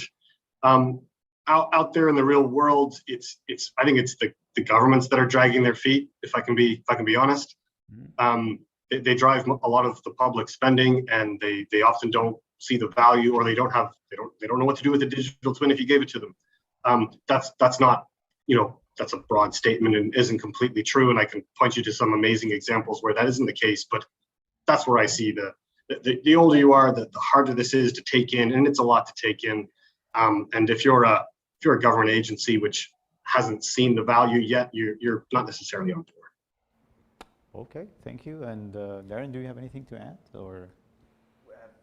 We've seen a lot of resistance from the field executives, the foremen, the superintendents. I think for exactly the reason that Andy just shared, is that they've been doing things for a long time with great success, and new ways of doing things are a little bit resistant. And Manny pointed out the same thing. When people are looking at your work, right, that speaks to the transparency of what's required. That's why the cultural shift where everyone has to be comfortable with everyone knowing what's going on, that creates big pockets of resistance in our experience. That's one of the hassles of being in one of the oldest, if not the oldest, industries of human history, right? Okay, thank you so much. I'm going to move on to the next. The next question I want to ask is about the main challenges and opportunities ahead of the construction digitalization. But I want to be a little bit more specific. I received a question from Dr. Yasser Mohammed from the University of Alberta. I take this opportunity to say hi to Yasser and all the great folks in UFA. The question is about the scatteredness and fragmentation of the construction industry. So as the industry is, the construction supply chain is quite fragmented, and there is no agreed upon standards in terms of information flow, data standards, and so on and so forth. Also, the level of maturity for different actors is different normally in the construction industry. This appears to create a big challenge of having everybody on board and everybody communicating the right time, the right format, and so on and so forth. How do you look at this challenge, and how do you think this challenge can be addressed? If I have any volunteer, I can start, or if not, yep, Andy, go ahead, please. Sure. For me, and particularly in the world of in the public sector where I tend to operate, I think it starts with the governments. They really need to provide more incentives for both the private and the public sector to adopt digitization and to drive BIM. I'll point to the United Kingdom as an example where a long time ago, the government, 2016, which in digital terms is an age ago, mandated the use of BIM at a certain level of maturity on all public projects. And it's driven a huge amount of change in that part of the world. And we're now starting to see the after effects of that as the rapid advance of digitization in the UK spread around the world. And it's because the government said, we're going to make this required on all of our projects. It is driving a huge amount of change and standardization. And it's driving certain standards like ISO 19650, which are driving a lot of this change and standardization about how we plan for projects, how we exchange information, how we think about information delivery and production. And it's all because the government said, we're gonna drive change in our industry, in that industry, in our country. And I think that's where it starts with the governments and a mandate to drive digitization into construction. Okay, and do you think this should happen as a top-down or bottom-up or a mix of the two? Because countries like Singapore have appears to be very successful in this, but mostly from a top-down format, creating incentives from top-down, of course, not forcing anything. But what do you think? Do you think it should be top-down, bottom-up, or both?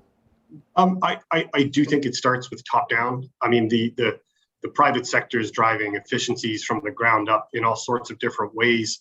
But when you want everyone to work together in a common framework, it takes top-down approach, in my opinion. Okay. Interesting that Andy mentioned that. If you don't mind, I want to comment on this. You know, as a company, we've had the opportunity working a lot in the country of Japan. And our #1 customer in Japan is actually Ministry of Transportation. And because we actually work with the ministry, they standardize on our solution. Now every contractor is working in the country and working with that owner is using our solution. So there are certain cultures of construction that the top-down strategy would work. And I have to speak a little bit in the context of what we do here in the United States. Unfortunately, that strategy hasn't worked that well for us. Meaning, having an owner or, an agency rather coming up with a strategy about technology implementation, the speed of adoption and getting to that point is taking us longer. Now, just keep in mind, I'm not wearing my academic hat making that comment. I'm making this as a software vendor, someone who has short sales cycles. The company is sponsored by, venture capital funding, and that means we have to demonstrate sales traction really quick. So of course, we go after low-hanging fruit opportunities of scaling up. Now, if you also think about this in the context of software vendors, it's a whole different game. You would start asking yourself, why should I standardize my data? What is the value to me? And you have to demonstrate that value to software vendors too. But the beauty is that over the past, 5 to 10 years, this surge of the startups has actually helped. This year, a little bit over $4 billion have been spent in startups. And every startup company wants to demonstrate their value. And I think it was Amin or Osama mentioned about the importance of integration. We all have to do integration because we have to fit into the workflows that the customer follows. So what we've benefited from significantly is the access to open APIs. Instead of worrying about a standard data schema that we would all use, making sure there are easy ways that we can all integrate with one another. And whatever that data schema is, we can pull the information that's relevant to our solution. So we can complete a customer workflow as opposed to worrying about, do we all have a consistent data schema? So I wanted to also share that software vendor perspective. That was a very, very nice answer, and it's a very nice answer at a high level. I want to ask another probably more challenging question, which I received from the audience. I very much like this question. It says, hello everyone, I'm a tradesperson working in carpentry renovation. I'm thinking about eventually going to contracting. Working individually or with a very small team and with a limited budget, what suggestions could you make for me to do digitalization of my work practice? Whether it's going to be tools or techniques that mimic larger scale processes. Speaking of integration and speaking of the mindset change, Darren, do you want to start or somebody else? Andy, Manny? I think this is a challenging question though. Yeah, I'd be happy to try that. That's a really good question. In fact, our early business model was to look at a lot of the larger trade contractors who had this very question with bigger budgets. I think what happens is, and I'll get to what I hope is an answer, but what we've seen is organizations will set out a budget to say we're going to invest $2 million in digital transformation. And then that gets carved up and you realize you're probably 10% there. So if you're going to be a smaller organization, there's a lot of tooling that you can use. Excel is probably the best one for you. If you want to mimic large companies, Excel is the best tool for you right now, because a lot of the work that's done in larger organizations, it still happens to be Excel based. I think that a lot of the vendors that are out there now do cater to larger organizations, which makes their solutions potentially cost barriers to smaller organizations. I think over time this is going to change. There are always lower cost options out there. But if you're a small organization, really the technology comes last next to your processes and your people. So you can roll your business on Excel. You can roll your business on sometimes free versions of systems like Procore or limited versions of that. You can get by. I think where you want to keep an eye out though is if you plan to scale up, or you want to, you've got acquisition plans, whether you as a target or an acquirer, start thinking about your business in a larger scale. Okay, thank you. So I think it's a very good example of top-down mandates versus bottom-up incentives. I think so. What I understand is taking small steps towards better data acquisition and analysis, and making data-driven decisions, basically, regardless of what's being done. I'm gonna move on unless anybody wants to add anything to. If you don't mind, I just wanted to quickly make a comment. Sure. I always see technology as an opportunity for differentiation, especially in the context of smaller projects and smaller teams of companies. What I mean by that is, you can actually use that as a basis of marketing your projects to owners. Specifically your use case, if I'm understanding correctly, is renovation. And I bet for many of the projects you're working on, there's no as-built drawing available for the project you're working on. So the ability of visualizing how that existing condition looks like and being able to augment, that existing condition with your vision of that new design, that renovation can actually sell and help you sell more of your, projects. So technology would help you scale up your own opportunity. And of course, if you, package that properly in your proposal that you're offering your owners, then obviously you can actually have the owner pay for it. We've had many cases that we've seen construction companies are actually generating O&P on top of the usage of the technology. So not only they're benefit from it, they're actually getting the owner to pay for it, and they're making profit on top of it too. The last piece of it is really start thinking about the value of that to yourselves. I mean, can that technology help you expedite the work you do? Can it help you save money? And I'm sure those of us that are on the call would be happy to help you. I'm sure there are more faculty members at Concordia University that can help you with putting together frameworks for assessing value on establishing what is the workflow you follow today versus if you adopt the technology, what that workflow would look like. I'm sure if you start using that over a few projects, you can benchmark that value on your own. Okay, thank you so much, Manny. Continuing to speaking about the challenges, I received two related questions. One is specifically addressing Andy. Natalia is asking about managerial and organizational capabilities of companies for digital transformation. I also have another question about where do you see the current level of maturity of the industry for integrating into the digital transformation. Do you have any comments, Andy, since this question is specifically addressing you? Managerial organizational capabilities for digital transformation. That's a great question, we've learned a lot over the course of what's been at least a 5-year journey for us so far. And we've organized ourselves into a number of different streams. So there's the development stream, and this is a large-scale R&D program where we're heavily investing in developing and integrating tools that form our common data environment. But we've also had to take adoption and change management very seriously. So we have a change management leader who's supported by a global adoption team, right? So in every region at Hatch, every continent we work in, we have regional adoption teams, and they're communicating the message, they're supporting our projects with adoption, and they're helping to smooth the transition from old processes and tools to streamlined processes and more advanced tools. We also have a deployment stream. So every region has a deployment team whose job is to sit with the projects at the beginning, understand the requirements, and make sure there's a fit between what the job needs and what the tools can do. These deployment teams, they train people, they help them learn the tools, and they generally try and smooth out that transition. We also didn't go with a kind of a big bang approach. We've had a very progressive rollout and adoption process. So we've been in a pilot production program for more than 2 years, where we bring on those teams who we know are the early adopters. We make sure that the projects are the right fit for kind of digital transformation, or at least the early stages of it. Marketing and communications are now becoming a big thing for us as well.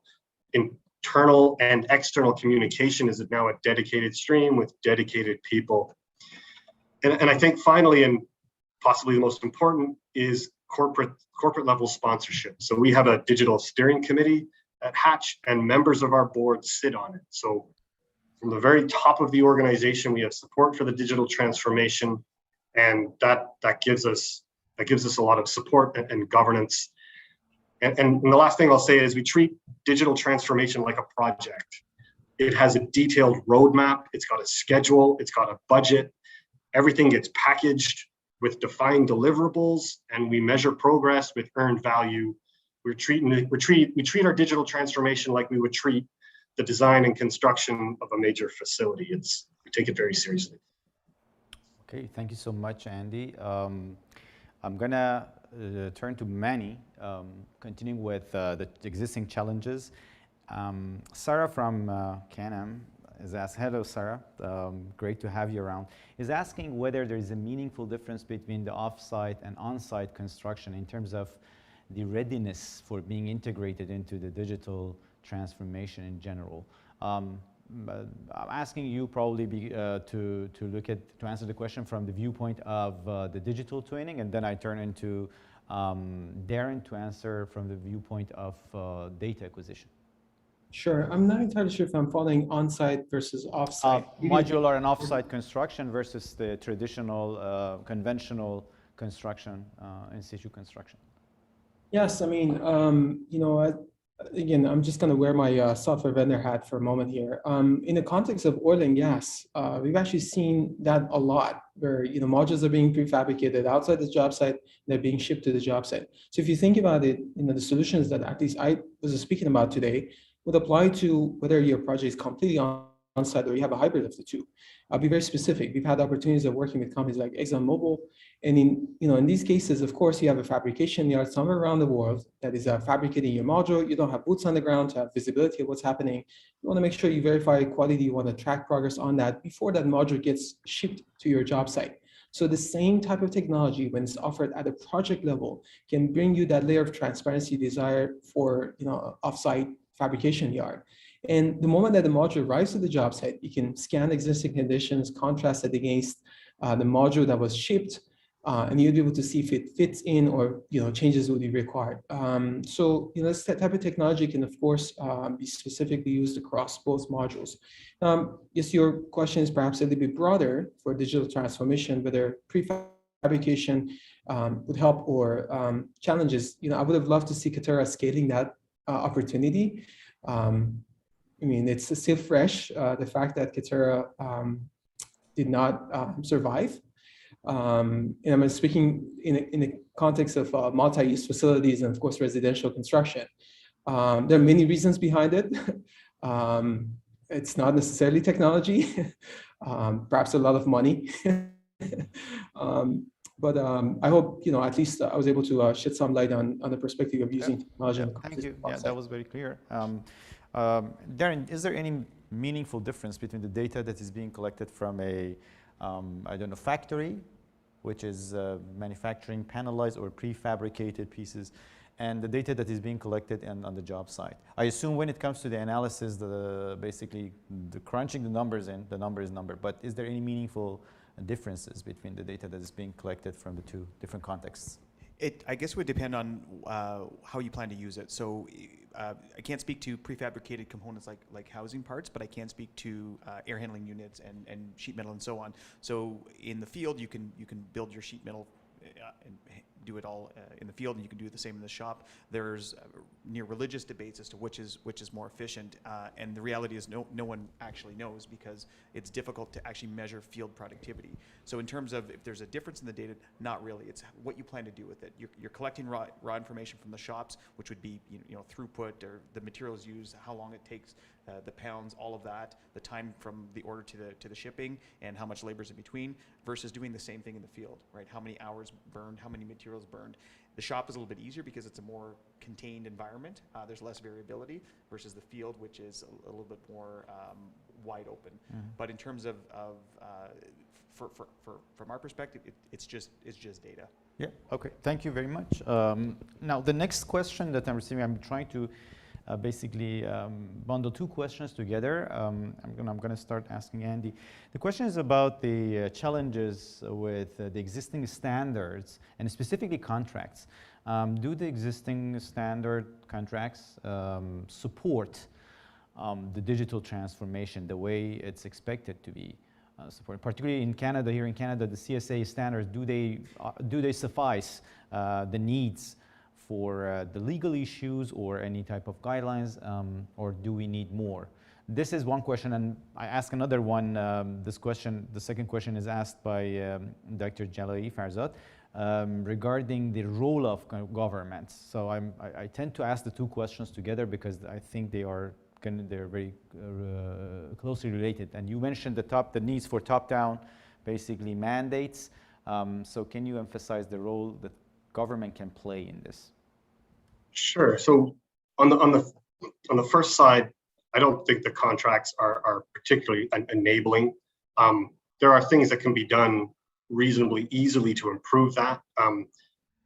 The global standard for information management, ISO 19650, it provides a framework for owners to develop their information requirements, include them in the contracts, include things like a BIM protocol, which established the legal definition of information, the legal ownership of information, how three-dimensional models and the data inside them can be used and relied upon, the way we rely upon drawings that are stamped today. BIM protocols that are introduced to contracts can really help smooth out a lot of the concerns around the use of building information models. And if governments and owners would build the concepts of ISO 19650 and BIM protocols into the contracts and follow the framework that's provided in that standard, a lot of the issues around construction and the opportunities for digitization would drastically increase.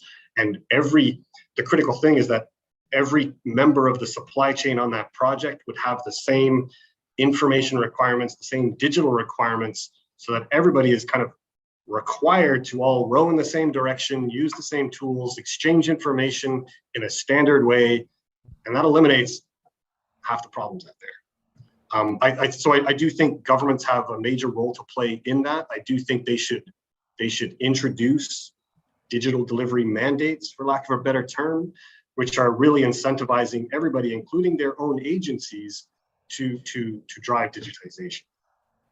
Okay, thank you very much, Andy. Manny, do you have anything to add in terms of contracting for BIM? Do you normally have, where do you come in to the game?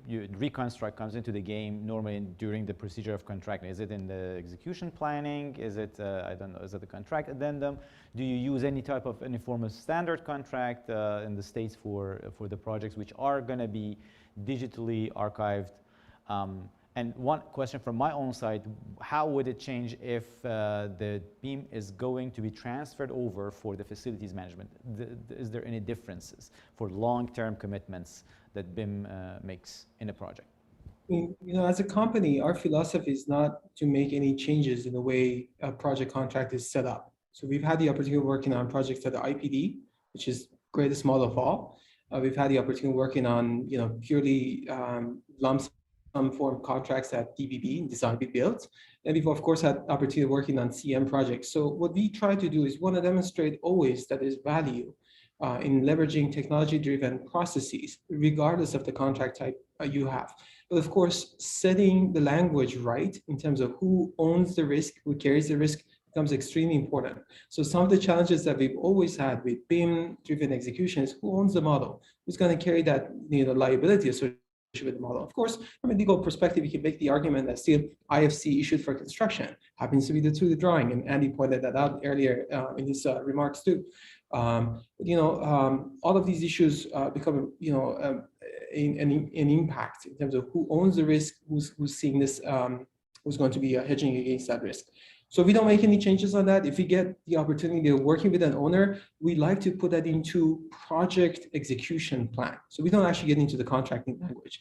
Instead, we try to figure out if we can establish workflows that the owner desires to see various parties that engage in the project do that. So we get away from that legal conversation of,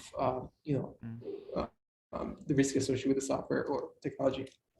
And does the archiving that you do normally change?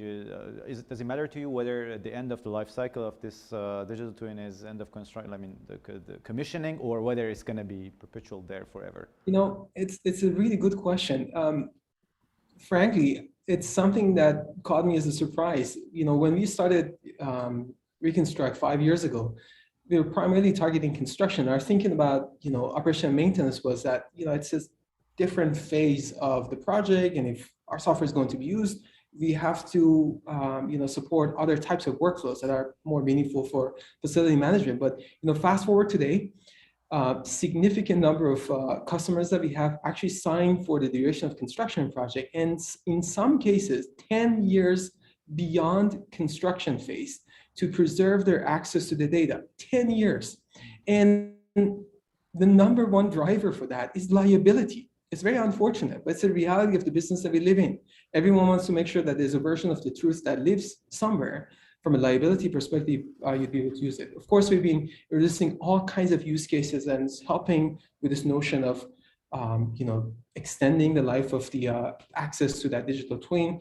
But still today, broadly speaking, liability is the number one, and then integration of IoT sensors and being able to support work order management capabilities in facility management comes next from our perspective.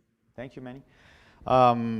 We're about 8 minutes to finish, and I don't want to go extra time, maybe a little bit. Thank you, Anna and Doug, for allowing us to go a little bit extra time.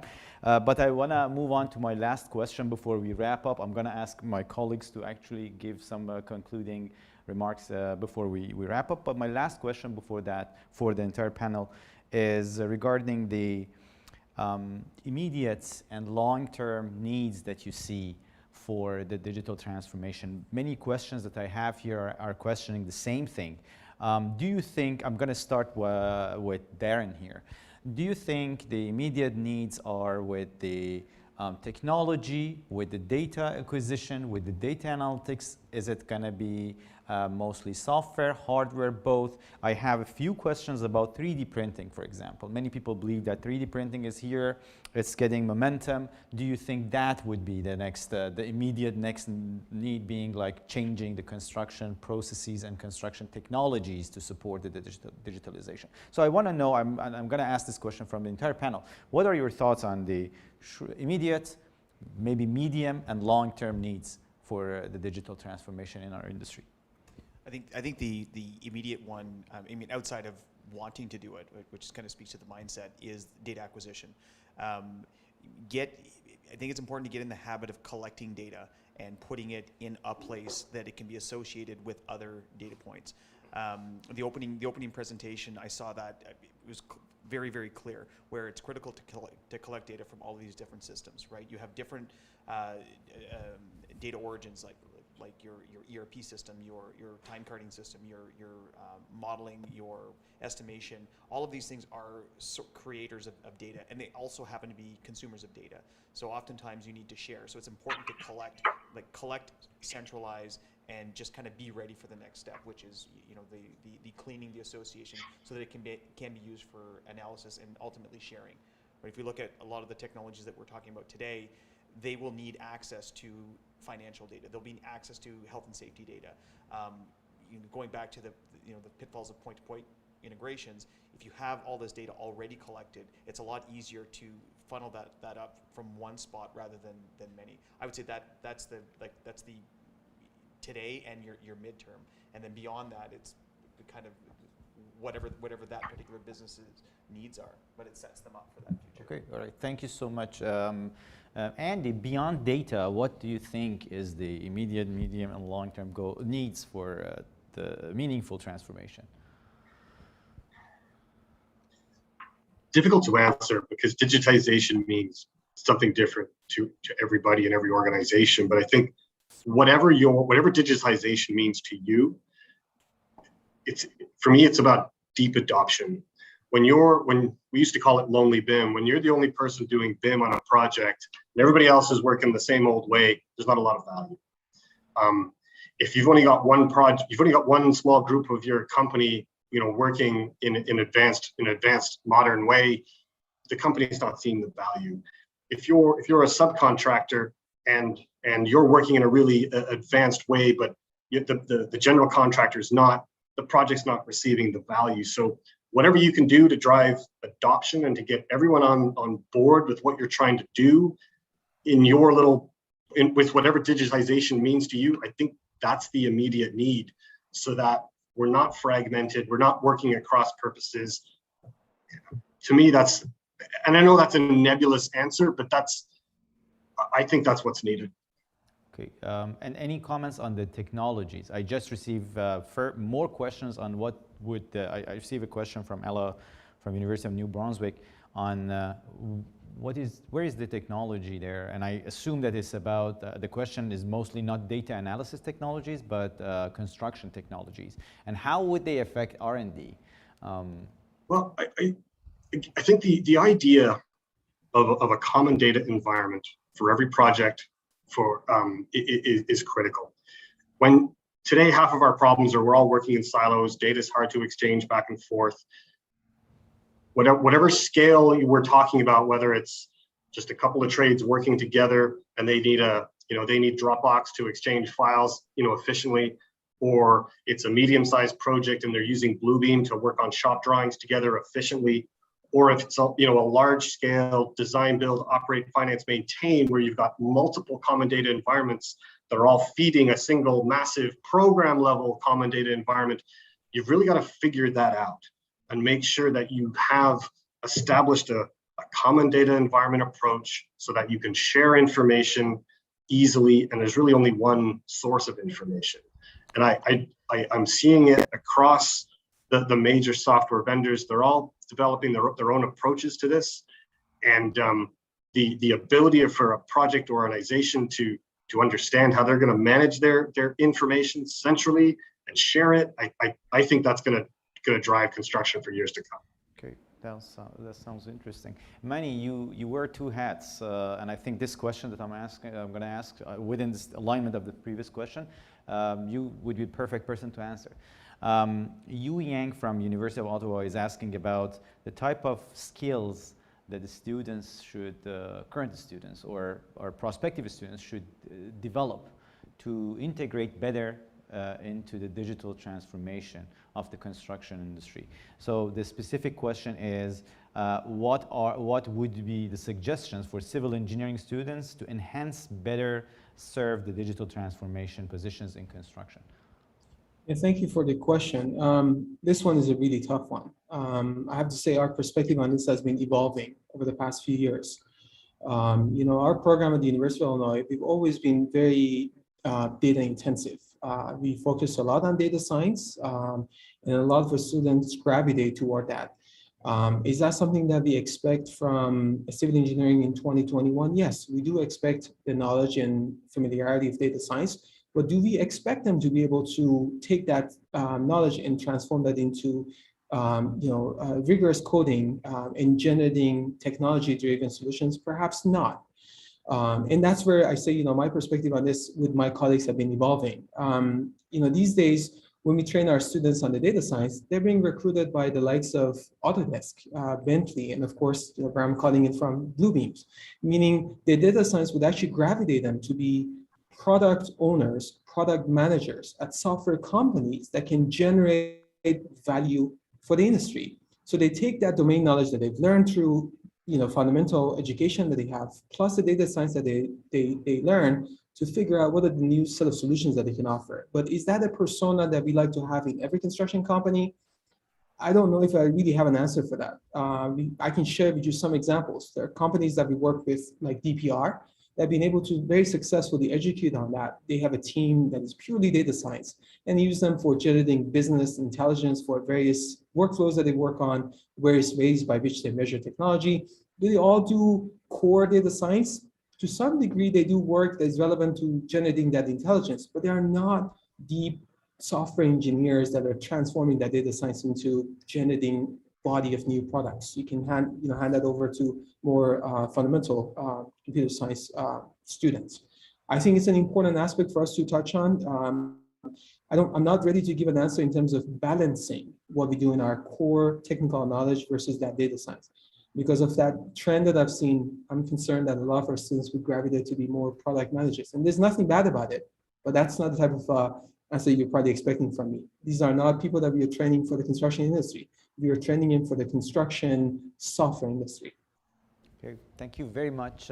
It's 5 p.m., so we're officially done, but I want to ask for a 10-minute extension and 10 minutes additional time. I hope it's okay, Anna, just... Okay, perfect. So I'm gonna give each of my colleagues here the chance to have their concluding remarks, and also then I go back to the three industry panelists for their final thoughts on the workshop. So, Dr. Muselhi? I would yield maybe to Dr.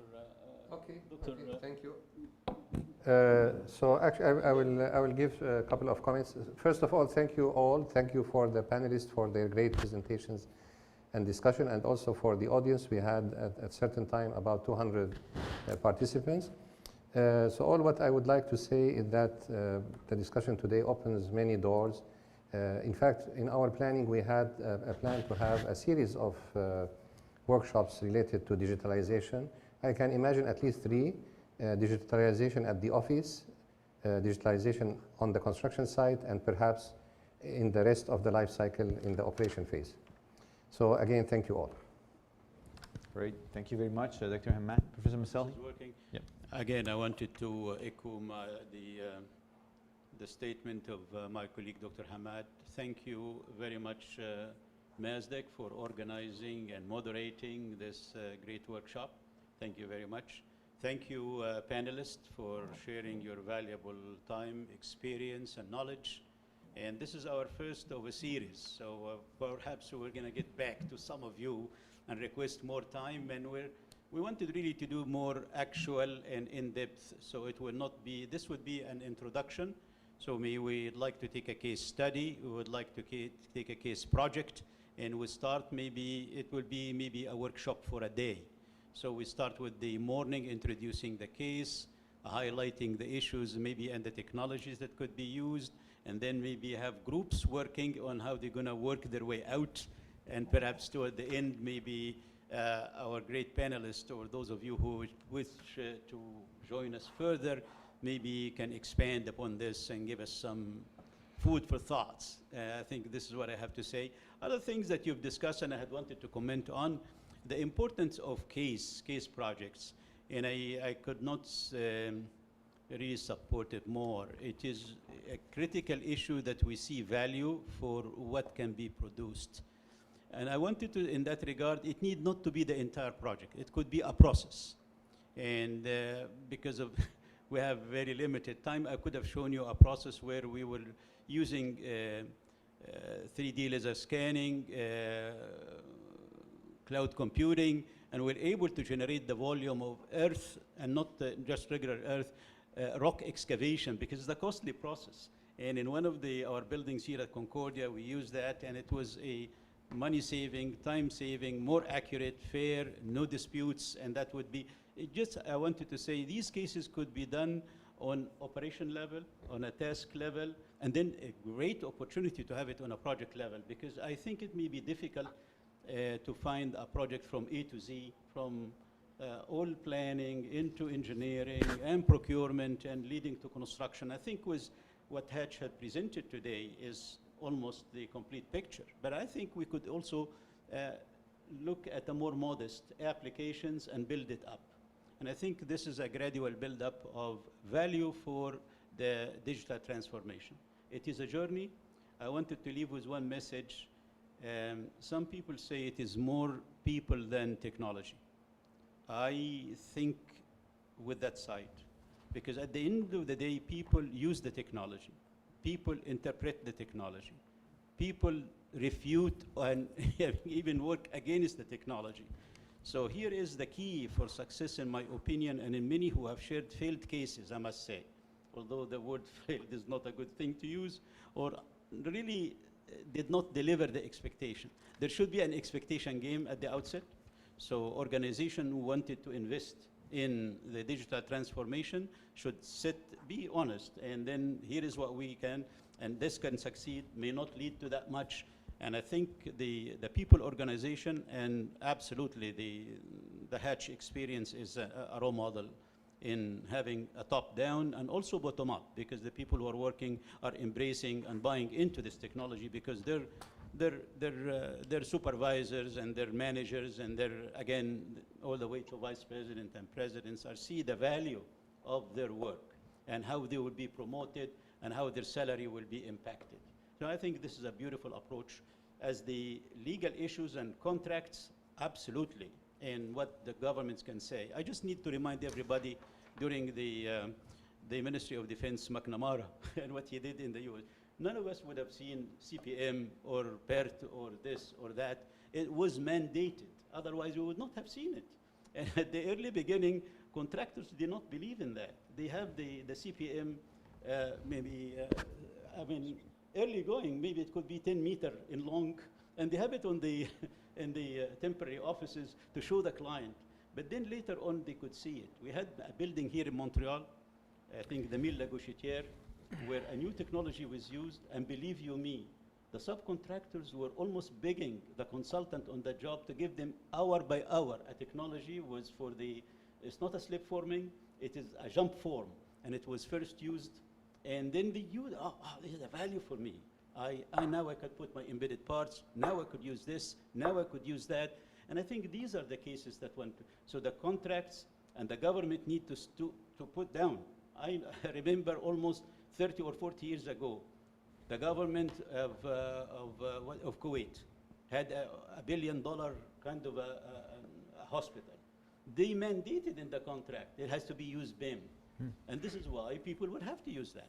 Anyways, I leave it as such. Thank you all very much for your valuable contributions today and for sharing your wealth of knowledge and experience. Thanks, Thank you, Mr. thanks to very much. you, Dr. Mselhi. Very nice summary of what was said today. So I'm going to go back to the panel. I'm going to give I'm going to ask a challenging question. So if you want to give just one last sentence or a few sentences as take-home message for those who attended this workshop, what would that be?